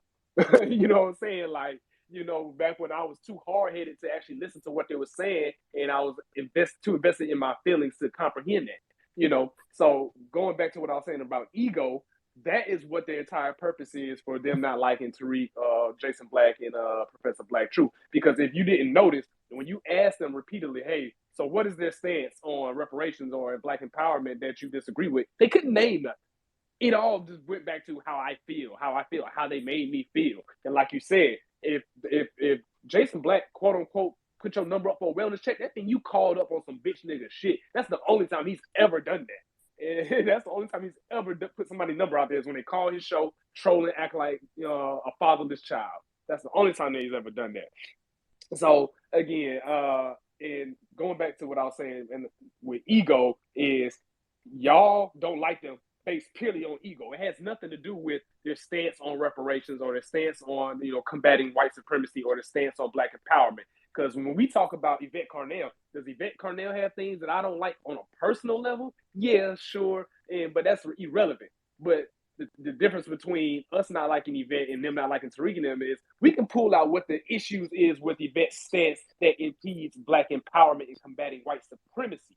We can pull out examples of that. For instance, their vote Democrat down ballot campaign. We got a whole movement going where we're talking about holding the Democrats accountable because we are their number one voter demographic and saying, hey, we're not going to vote for them unless we're getting something in return, just for Yvette to turn around and tell everybody, hey, no, vote Democrat down ballot. That undermines the entire movement of what that was taking place. Like I said, Yvette has personal things that I don't like, but that's irrelevant. So let's talk about the things that she's doing for or against the agenda. And we can pull out concrete examples of that. And one last thing I want to say is, again, as far as lineage goes, foundational Black Americans, for the slow kids in the back, we are the descendants of the Africans that was brought over here via the transatlantic slave trade. We do not deny that. But one thing that a lot of the slow kids don't understand is that we are also the descendants of natives that was already here on this land that was classified as Negro and enslaved.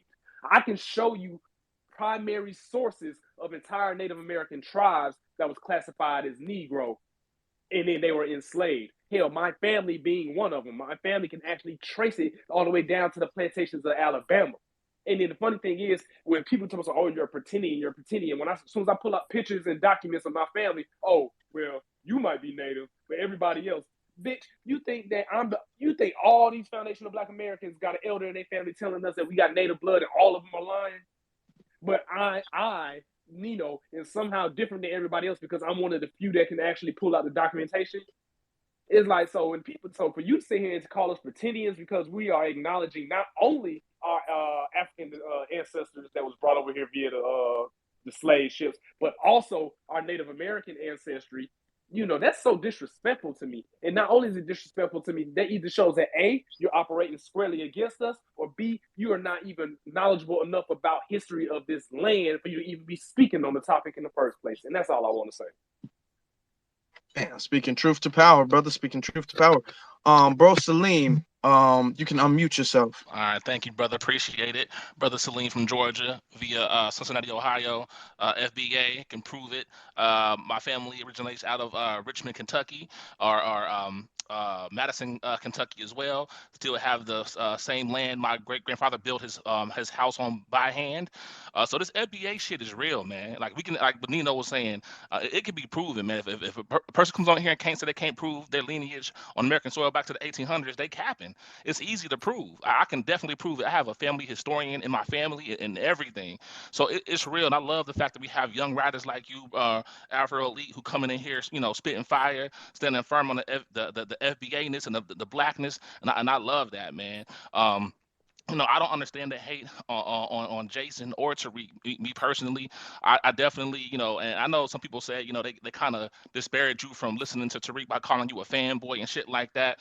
But as a black man, there's a lot to admire about a Tariq Nasheed. Here's a black man standing tall, has a family, he's heterosexual. You know what I'm saying? Got his hairline. Got money. I mean, what do they want Tariq to do? Go back and work at a corporate American job or some shit like that? I'm confused. Like he's already struck a blow against white supremacy.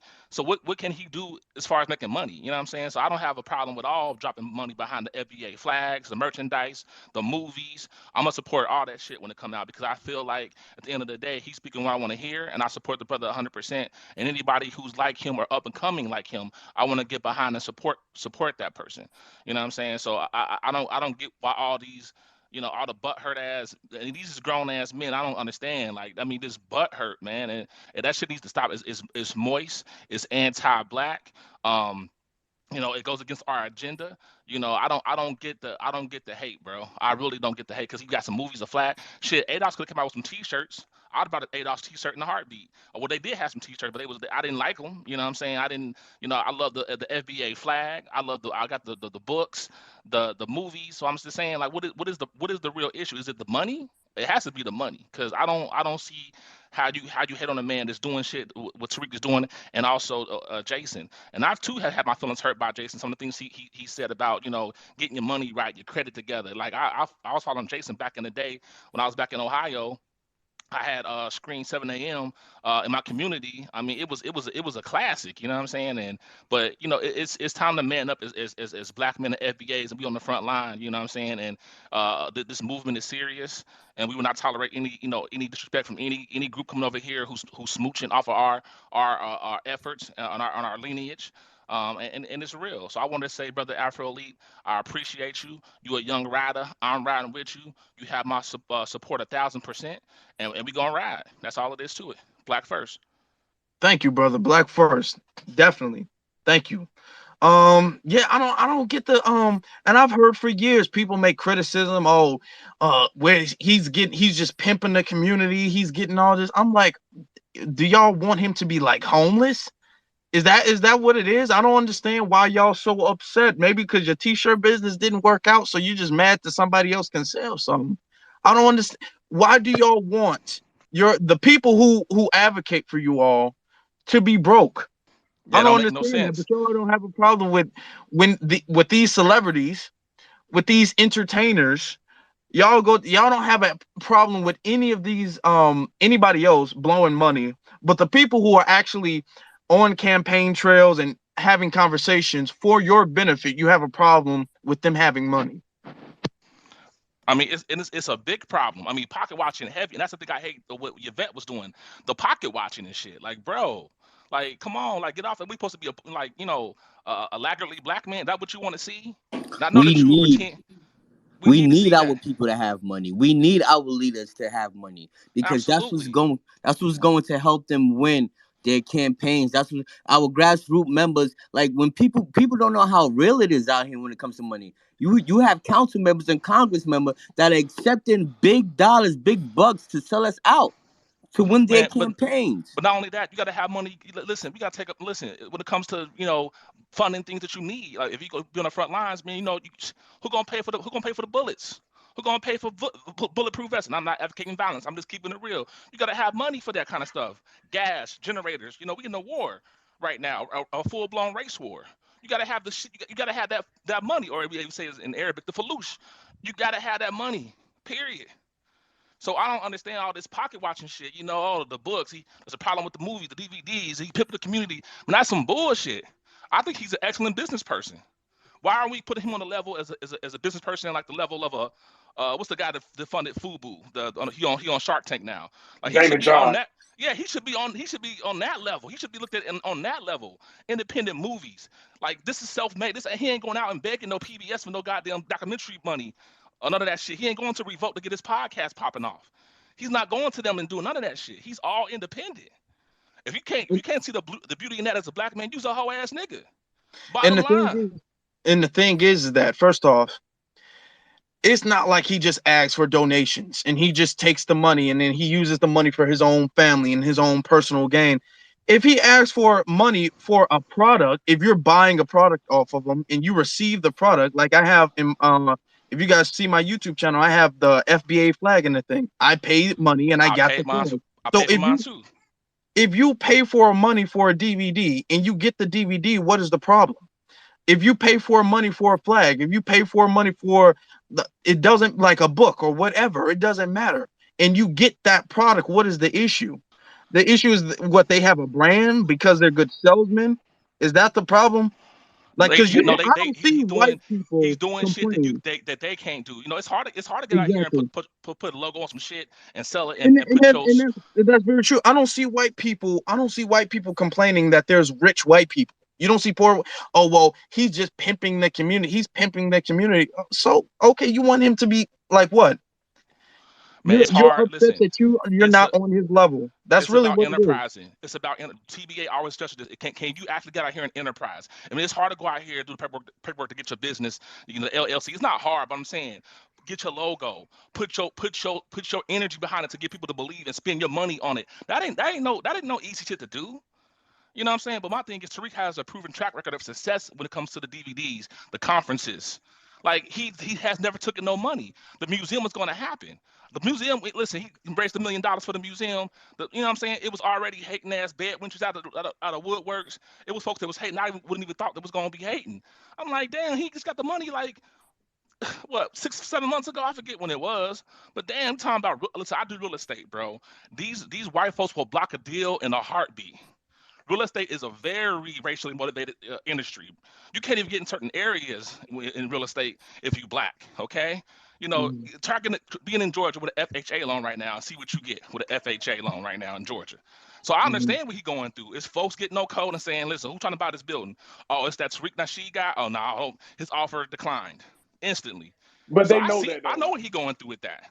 They know that's what it is, Salim. They know that's exactly what it is. They know that he's being blackballed from these properties, but the thing is, they want to see it fail. So that's why when it does happen, they're like, "Oh, see, he's pimping y'all. He's pimping y'all." But it's like, how much did you even donate in the first place for you to even be concerned about it? The people that's complaining are the people that haven't donated. Those of us that have given money to Tariq or Jason Black. The reason why we feel so comfortable doing that is because we get what we pay for every time. Like you said, they have a proven track record.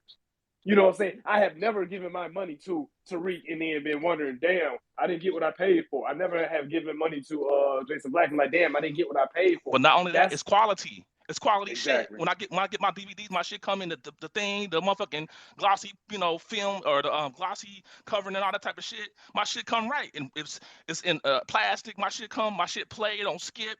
You know what I'm saying? My shit is. I'm glad I paid for it. My book is hard. It's a hardback book. My shit is nice. I love it. Well written book. I read it almost every day. Look, 3 or 4 pages here. It's my bathroom book. You feel me? So you know what I'm saying? What the fuck is the problem here? What is the problem? This man is an inspiration. As an entrepreneur, me doing real estate, I take a lot of game from him. Like, hey, put your shit out there and make sure that it's quality as a black person. That's what I learned from Tariq. How Now can you hate on that? I want to say one thing about the museum. As you know, on my channel, I've advocated on my channel and my Twitter. I advocated for the museum and I've donated to the museum multiple times. And I wouldn't have done so if I believed Tariq couldn't do it, and I wouldn't have done so if I believed Tariq was lying or he was trying to finesse somebody. And to be honest, he hasn't gotten the money that long ago. Y'all No. making it seem like this was decades and decades ago and he hasn't come up with something. Yeah, he got the money and they've been blocking it and they've been, sabotaging it, which is what they do, which is what they've always done. But I still believe that Tariq is going to be able to pull it off. He has the money. He's going to find some way to get it done. Y'all haven't even given him, literally after he got the money, y'all was all like, okay, where is it? Where is it? But are I'm these the like, same damn, he just got Negroes? the money yesterday. What do These the y'all want? same Negroes who sat there and waited for 8 years for Obama to do something for black folks. These the same Negroes went out and voted for Biden and still waiting for Biden to do something for black people. And here it is, when a black man do some shit, it's now he's pressed for time. Hurry up with the museum, nigga. Hurry up. Well, damn, we still waiting for Biden and Kamala to do something for black folks. What about a law? You know, these the same exact niggas that crying about that are the same niggas who went out there and voted for the Democrats. These same Negroes. How long Yeah. do they think? How long do they think that it takes to build a museum? First of all, that's Bro, not an this is overnight project. no, I guess this is they a think it's real like estate. Fortnite or Minecraft or something. Man, I don't know. this is a real estate development. There's big money behind this. There's paperwork. There's closings. There's motherfucking all types of shit you got to do to get some shit like that, complete. And there's a businessman and a successful one. Tariq will get it done. Point blank. Period. Or if he don't get it done, I'm sure that he'll explain. Like, this is what happened, family.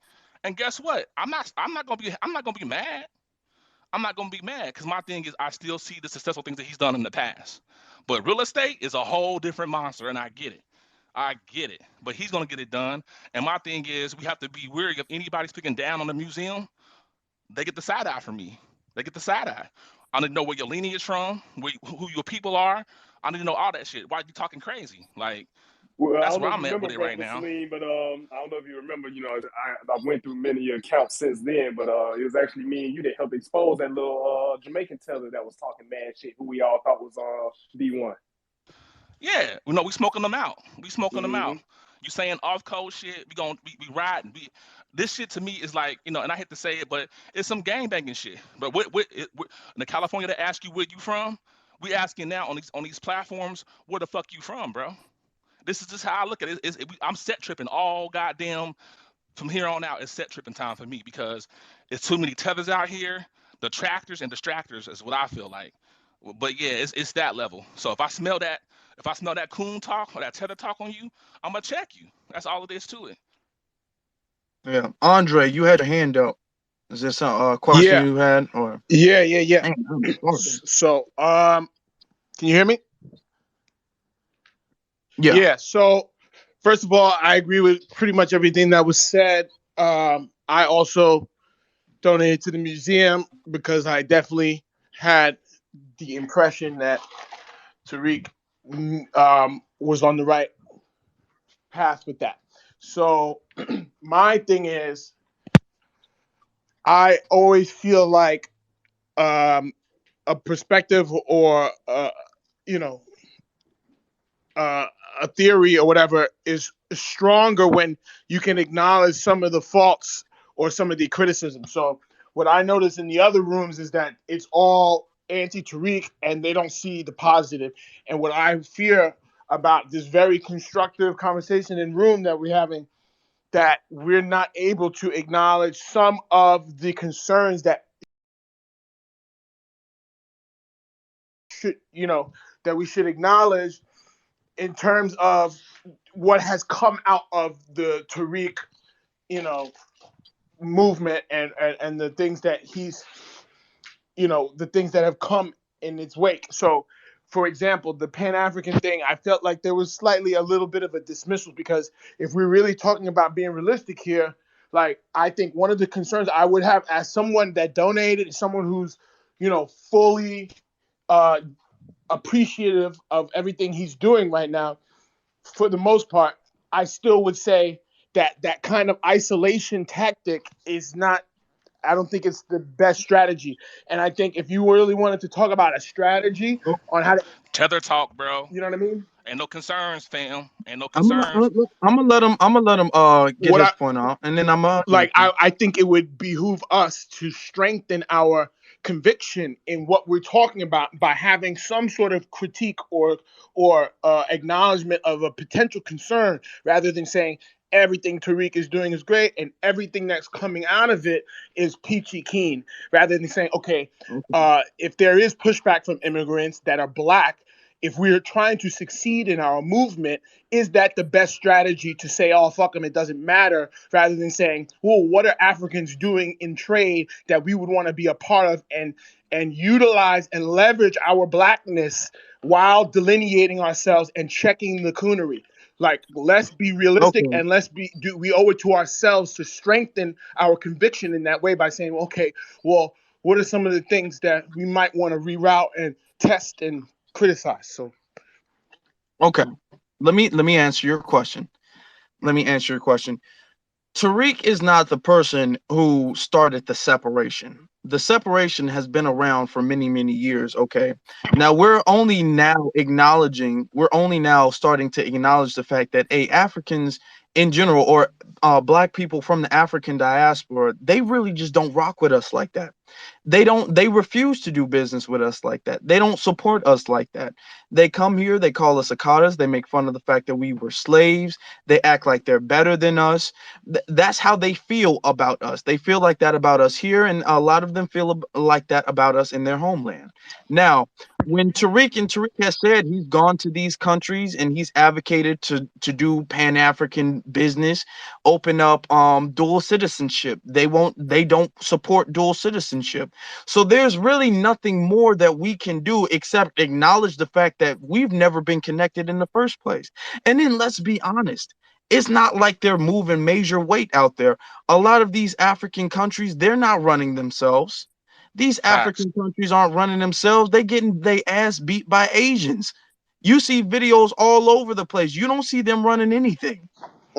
So there's really no benefit. So I'm not saying I'm against Pan-Africanism, but I'm saying how can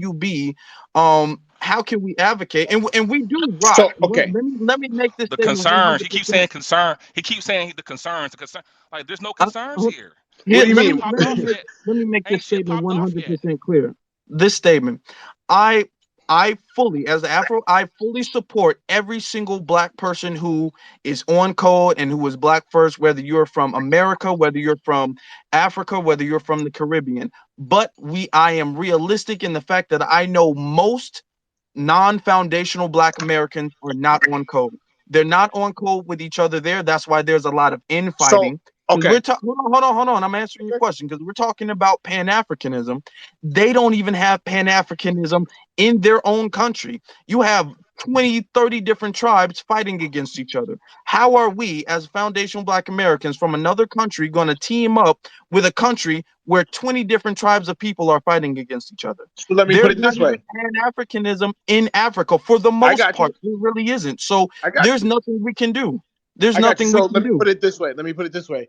If not the entire continent of Africa, with all of its tens of millions of black people who experience the anti-blackness and the racial hierarchy of being at the bottom for being jet black, if we don't ally with them or try to make an effort in terms of a sound strategy, if not Sure, them, then sure, who? sure. I'm Then But who? asking. we I'm Fam, can't I'm do asking asking. you, anything. who No, should no, we fam. no. ally? Sure. I'm asking. I get that. I 100% do understand that. You're saying ally with them. How can you ally with people who do not want to ally with you? We've tried that for generations and generations. That's why we fought for them to have the rights to come over here.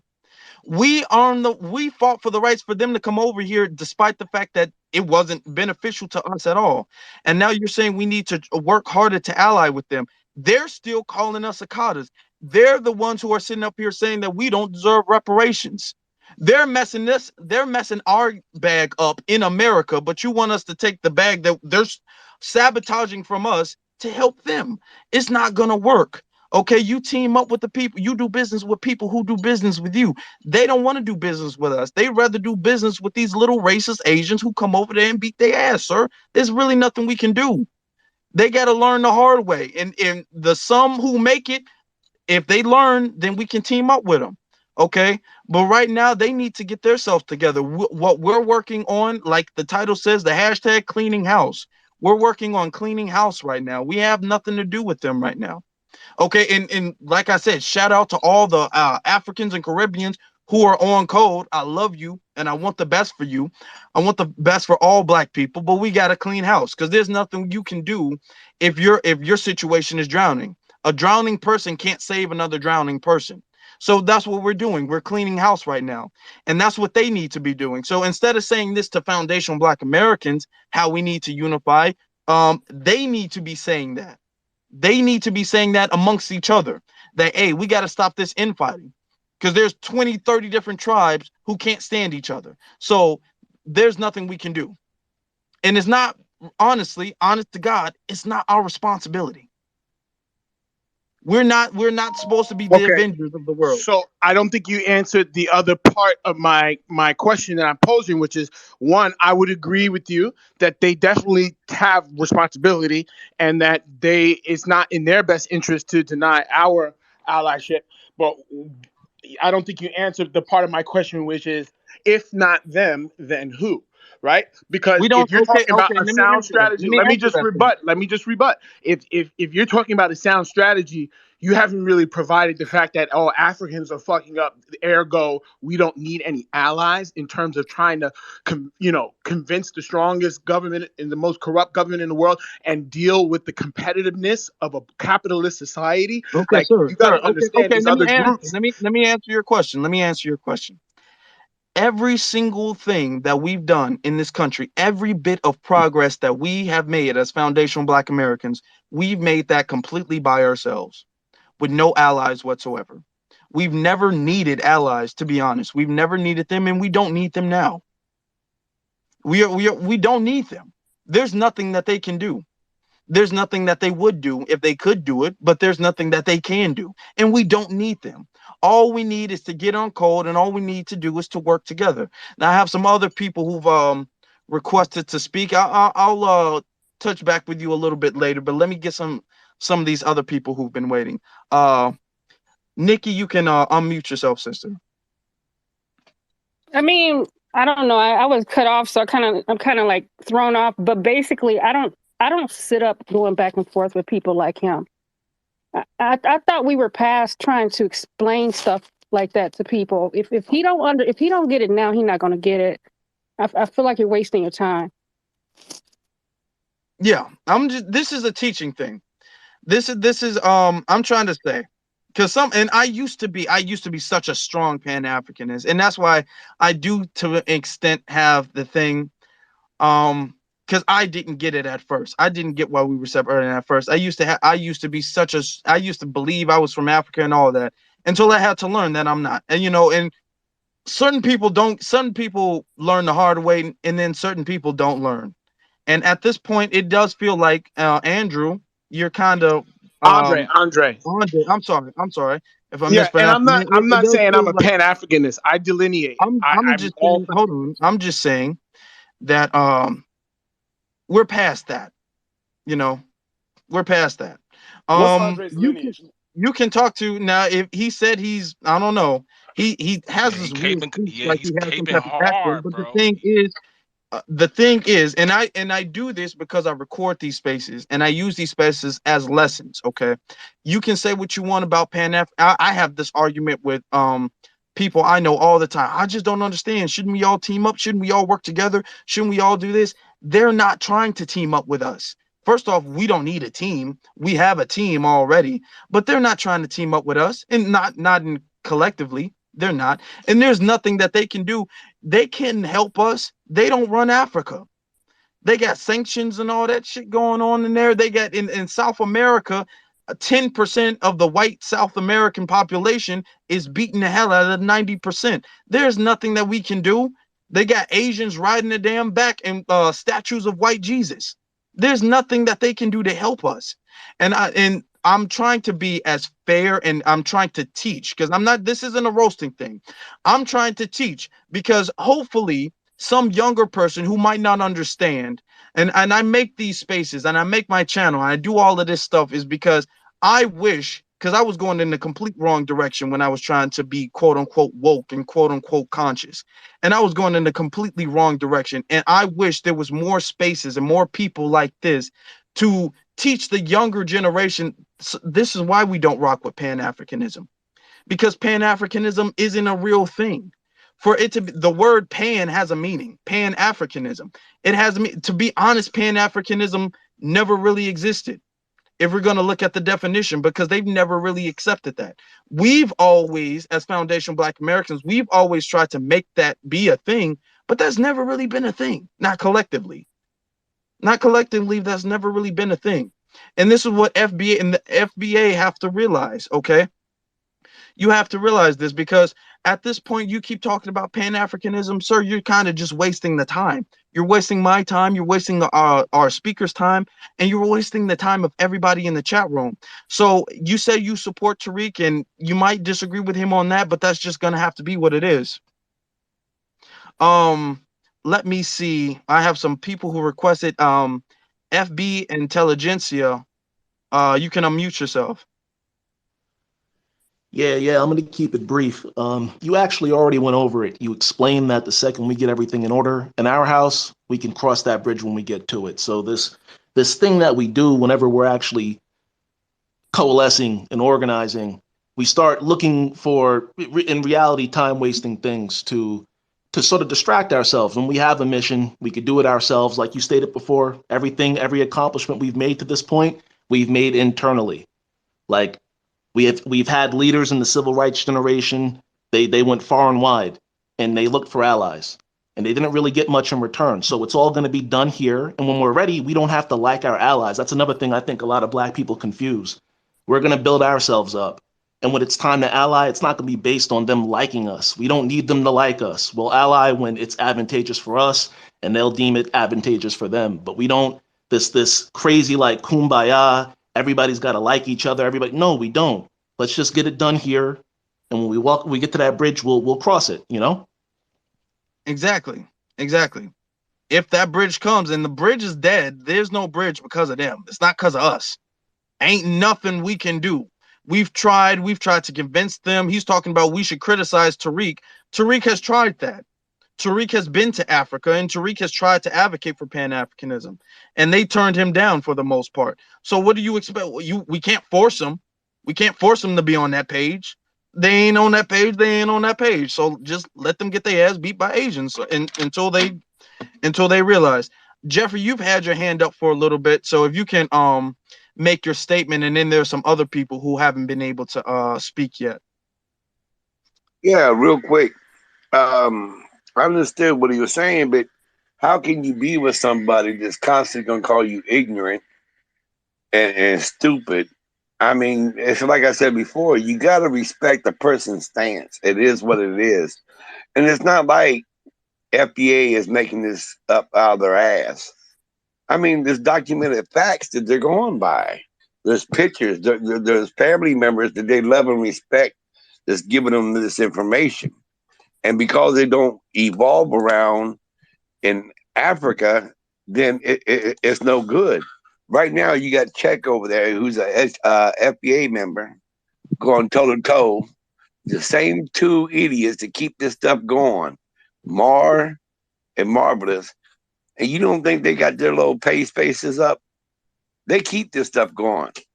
FBA is having its own little spaces, trying to get their shit together. It's in its infancy, really. But once it comes to be full adulthood, it's going to be something to be reckoned with. But let people be. That's all FBA wants. Let them be. Support them and let them find and go out there on their own journey and get what's coming to them. Ain't that what everybody wants? I don't understand it. Yeah. Yeah. Like I said, some people, first off, let's be real. We all ain't gonna make it to the promised land, and a lot of them ain't. A lot of them ain't, like I said, because they've been mentally colonized. We've been physically colonized. We've been physically beat up and oppressed, but we've always had a warrior spirit. They don't have that for the most part. They don't. We view white supremacy as the biggest threat to Black people, and really the biggest threat to human society, mankind in general. They don't see it that way. They'll fight against other tribes.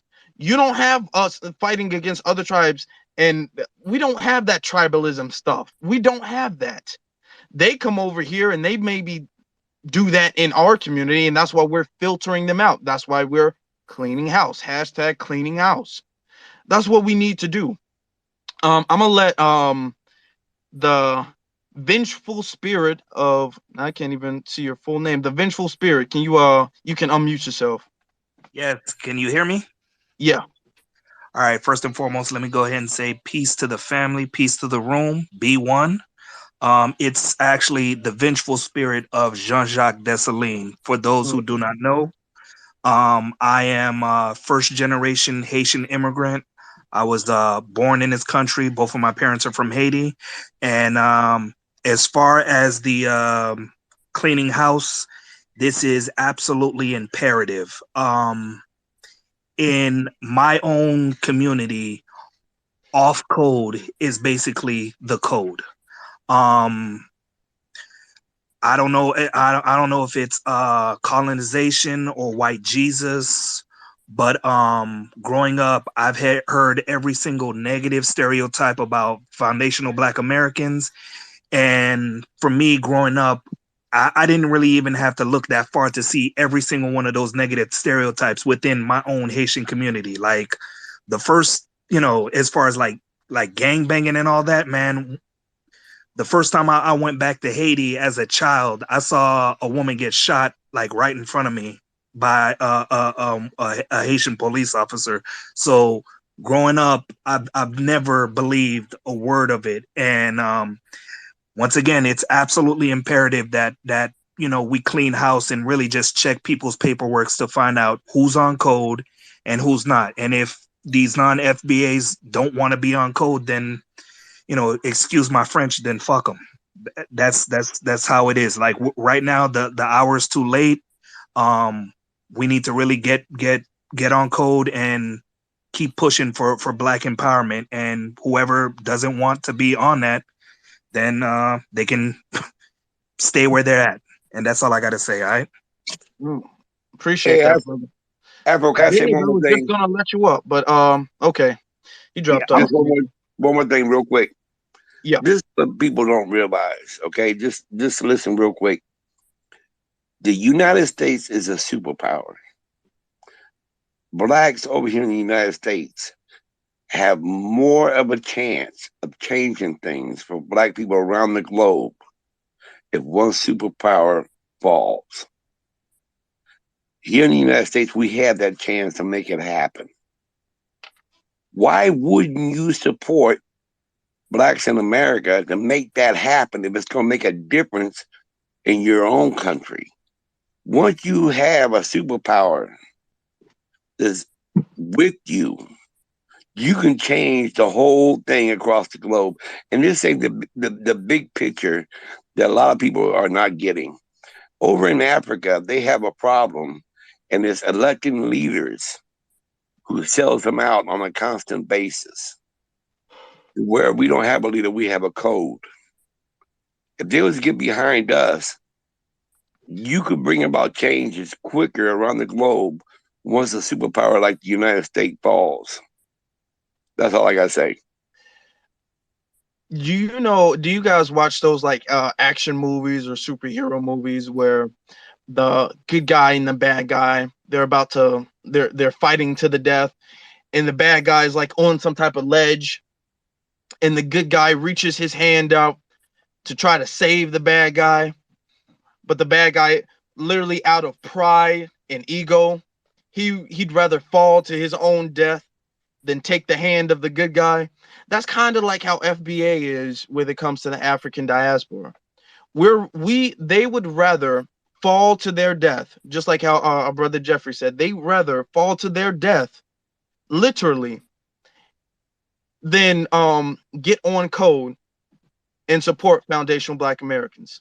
They have such disdain and vitriol for foundational Black Americans that they would rather see their whole people, their own people, be impoverished and destroyed than be on code. And if you have and that's a suicidal mentality. How you're gonna team up with soldiers that rather die than team up with you, that rather kill themselves than team up with you? I wouldn't. I'm rocking with everybody who on code, and anybody who's not, like a brother said, F them. But the problem is though, like like we got brother the Vengeful Spirit in here, who is a Haitian brother who is on code, and I say that because he is able to acknowledge exactly what we're saying and use real life examples of what he's seen happening in his own country and the things that he heard in regards to FBA.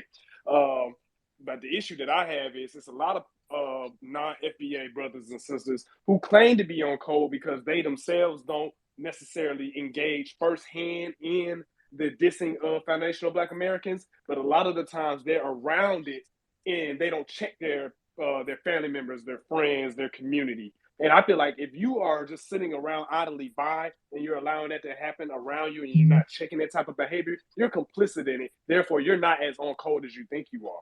And that's the thing that I have, because why do we have so many non-FBA brothers and sisters in this room right now listening to what we got to say, regarding FBA and the ADOS organization, rather than them creating their own spaces, calling out the anti-FBA vitriol coming from their community. For instance, we got a Jamaican in the room who's been dropping laughing emojis for the past hour in here, named Heru. And I Really, I know haven't this. noticed. Let me Yeah, and see. I know this person because he spends the majority of his time on Twitter downing Tariq Nasheed, but then gets mad at us when we start separating ourselves from the diaspora. And it's like, but you spend more time talking shit about Tariq and foundational Black Americans separating ourselves than you do addressing the concerns of foundational Black Americans of Jamaicans such as yourself, or at least the ones that you claim that you're not a part of. Because let him tell it, oh, he's not a part of that. But where are you to check them? Because don't sit here and pretend that you don't hear and see the vitriol coming from Jamaicans towards foundational Black Americans. Why are you dedicating more time to ear hustling on our discussions and trying to undermine our movement and our agenda versus checking the people from your own community? And I think that's something that needs to be addressed. First off, I just looked at his profile. I really just looked at. I didn't notice that. Um, I didn't, because I haven't been scrolling through and seeing. I've been scrolling through every now and then, but I haven't been seeing that. Do you, sir? Do you know Marcus Garvey, the Honorable Marcus Garvey from Jamaica, said that his own people ain't shit? If Marcus Garvey was alive today, he would look at Jamaica with such disdain and disgust. Y'all are literally only famous for being able to run away. Quite literally. That is the only thing that anybody knows of you, is that y'all make jerk chicken and you run away very fast.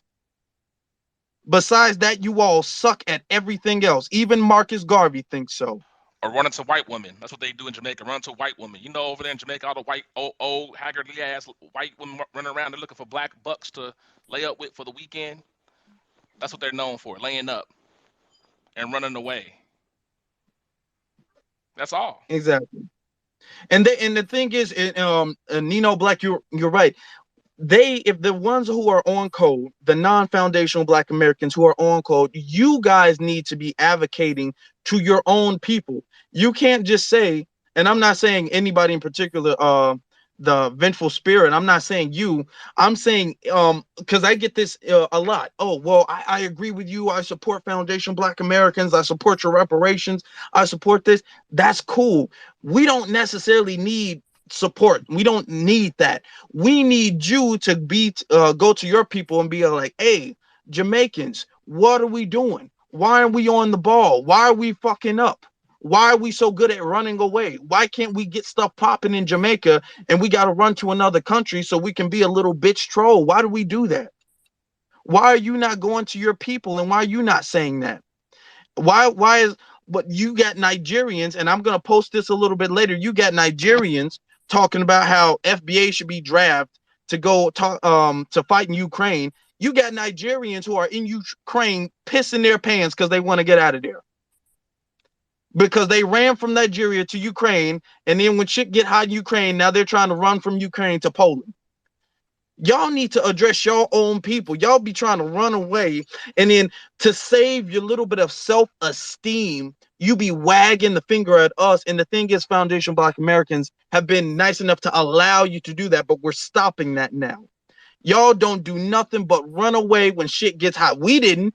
You didn't see in the civil rights movement when they sit up there spraying children with water hoses and having dogs bite people's limbs damn near off. You didn't see us be all like, oh, let's get out of this country. You saw us stand there and you saw us fight against them, and we fought them off and we won. Okay, now, mind you, we can have some criticism for the direction that they were trying to go in, but the thing is, they didn't run. They didn't run. Y'all don't have nothing like that. Y'all run away everywhere you go. Y'all cry anytime something gets difficult for you guys. And you guys have the audacity to be snobby and be uppity to foundational Black Americans. Sir, where are you tweeting from? You're probably tweeting from, damn it, California. Why you up there with an obese white woman? Bet you won't say nothing though. The vengeful spirit. You can you had your wait no Iron Dyke. You haven't spoke yet. You can unmute yourself. Are you there, Iron Dyke? I'm here. I'm here. Peace and love. How Can you you doing, hear me? bro? Yeah. I'm all right. You know, once upon a time, I had this love, and this love was for all of our people. When I say our people, I mean black people. It didn't matter where you was from, so long as you was black. You know what I'm saying? I had this love for our people. But after a while, I didn't notice it at first. But then after a while, I started noticing the difference between people from other places and other areas. And I'm talking about black people. So my son-in-law, his brother's wife is from Nigeria. So, one day I asked her, I was like, like, what's an Okada? And she looked at me strange because she was shocked at the fact that I know the word, but she tried to put some sugar on it. And I was like, nah, that's not what it means. And she was looking at me like, oh shit. And I really couldn't understand, like, like, why y'all do us like that? You know what I'm saying? And you know what I'm saying? Like, and it's not just Nigerian, and don't get me wrong, because I've been studying like Zulu, like I'm into that. I've been studying the Zulu language. But and for a good piece of part, I have good connections with a lot of people that's from over in that area. But I've been noticing for the most part, like they treat me a lot different. And I'm like, at first I didn't understand it. But then there was a time when I was like, yo, like, y'all forgot about us or something? Now I understand our peoples like to say, okay, well, we're not from Africa. No doubt about it, we're not from Africa. But we have ancestors that might be from Africa. Okay. But I'm like, yo, and those are still our people. Y'all forgot about us? Like, why y'all do us the way we do? We didn't fuck ourselves over. Somebody fucked us over. You know what I'm saying? And I never understood that. And then as the more you see it, the more I be like, whoa, like we really don't have no friends. That's crazy. You're absolutely right. Ask any Nigerian, ask any of them what the word Akata means, and watch their face look like they've been caught with a crime. You're like, Yeah, oh yeah, damn, you yeah. know that? You know That's how about that? she looked at me. She was shocked at the fact that I knew the word. But then she tried to sugarcoat it. And I'm like, nah, I understand you're trying to be nice, but that's not what it means. Yeah, don't let them lie to you. Don't let Peace them and lie. love, beloved. That's all I had to say. Thank you. Thank you. And this is something that I've had too. They talk about, oh yeah, we agree, black business, all that stuff. And I'm like, okay, well, we have to address the fact that not, and I'm not just talking about Nigerians, Africans in the diaspora in general. Y'all look down on foundational black Americans and then, oh no, we don't, no, we don't. Okay, well, what does Akata mean? Oh, well, you think Akata means something wrong because of what other people, but Akata really is not a derogatory term. Listen, if a word is always used in a derogatory term, it is a derogatory term. The word bitch necessarily is not a bad word. It just means female dog, but it's always used derogatory. If somebody says you're a bitch, he's a bitch, she's a bitch. That's you're not saying, oh well, I called you a bitch, but that doesn't necessarily mean it's bad. You're not a bad bitch, you're just a bitch. You know, bitch just means female dog. It doesn't matter what the word originally means. If it's used derogatory, if it's used in a derogatory way, then it's a derogatory term. So the word akata, and I'm so sick of them lying about this, the word akata is a slur against foundational black Americans. The vengeful spirit, you have your hand up. Yes, sir. Let me jump on the mic one more time. In regards to the Jamaican dude who was putting up the laughing emojis, and I looked at his page. He's definitely a troll. But with the off code behavior that's happening in the Caribbean and definitely in the African diaspora, um, what a lot of FBAs have to understand, these individuals come to the United States with a superiority complex. Now, my parents came to the country in the late 70s, early 80s. And they literally told us as children that the immigration office would let them know, like, hey, the reason why we're bringing you guys over here is because you guys are so much smarter than the Black Americans here. You guys work so much harder than the Black Americans over here. And unfortunately, a lot of them, believe it because it's coming out of the mouth of a white person. So they naturally believe it. Now, eventually these people end up getting their n-word wake up call, because here in the United States, I mean, this is the belly of the beast. This is Babylon.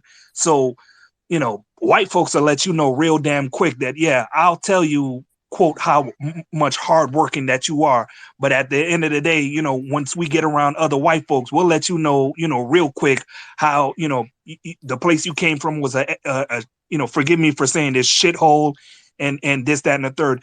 That's one of the biggest reasons why a lot of people were so much against Trump, because Trump, was saying some real stuff. This is what white people really think. Africa is an asshole. Haiti is an asshole. Jamaica, this, that, and the third. And collectively, a lot of non-FBAs got their inward wake-up call when Trump was in office. And then again, with the situation that happened down there at the Texas border with the Haitians. A lot of Haitians got their wake-up call with that. And it was a very rude awakening to understand, for years being told how, quote, hardworking you are, only to have the United States government tell you, listen, if we were given the option of having Afghan immigrants come into this country versus, quote, hardworking Haitians, we'll take the Afghans over your black ass any day of the week. Now, you and I'm only believing, like, we are of a certain age group. Like, we remember there was a time period where Afghans and Islamic terrorism and all that was a big thing, and the United States government just showed all non-FBAs, given the choice, they'll gladly bring a bunch of people into this country that can potentially be a terroristic threat, come straight through the country, versus black people who not at all has any type of ties to any type of Islamic terrorism whatsoever. But yeah, a lot of these off code FBAs are going to get their wake up call, and it's going to be a rude one, but it is what it is. Let me get off the mic. We see that going on in Ukraine right now with all those Nigerians and stuff. They're Yeah, acting like absolutely. they acting like they're so shocked. Like, oh my gosh, why are they acting like this? It's like, well, first of all, you acting like you didn't know Ukraine was on the verge of being invaded for the past 3, 4, 5 months. And then second of all, you acting like Ukraine is not filled with a whole bunch of Nazi sympathizers after the Soviet Union disbanded. They all ran over to Ukraine. So now they're acting like, oh my gosh, I can't believe that they're turning us away from the trains and everything else. It's like, bro, where the hell have y'all been this entire And time? then the same thing happened during 2020 when a lot of them were getting evicted from China. I don't know if people in the room remember that, but there was a whole bunch of Africans just getting thrown out on the street because the Chinese government was telling lies that COVID was actually coming from Africa, and they were just destitute on the street. But yeah, I was just gonna bring that up. They some hard-headed niggas. I swear, man. They don't. They want to be buddy with them. They want to live under them. They so damn hard-headed. They Hey, take some L after people L after don't L. learn.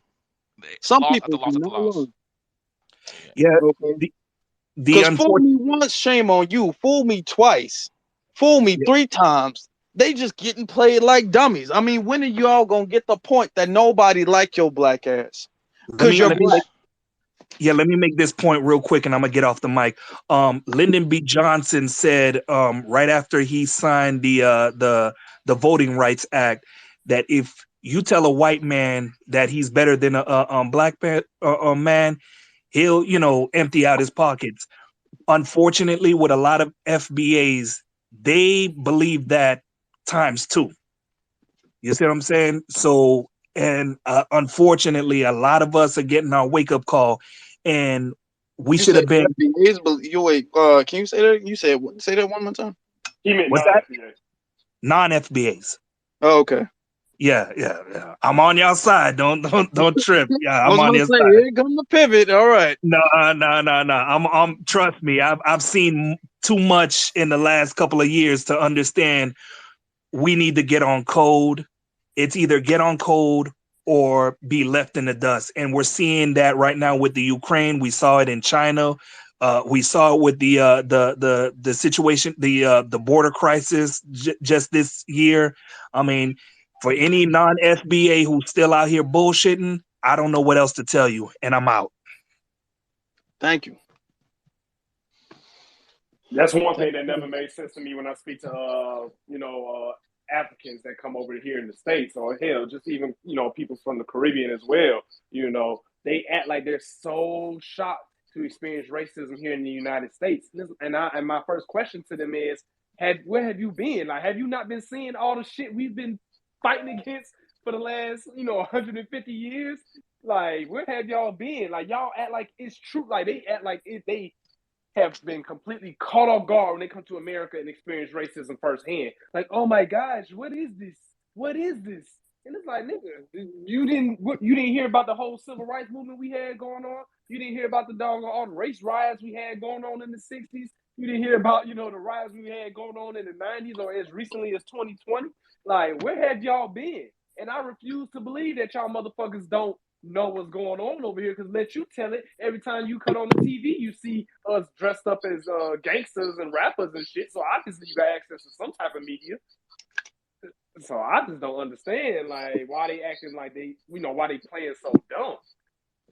Well, I had one tell me, at work one time, he was from, I forget what country he was from, but he said he had no idea about black, like what being black was. Like he confessed he was in a like a little huddle, whatever, and he's like, I didn't know about being black, and I didn't know like anything about blackness. I thought this was this was just African, like nah, we have a whole different swag and energy over here as far as blackness is a whole different energy, and he was oblivious to it. Like he didn't like or he was pretending. I don't know if he was, but I think he was sincere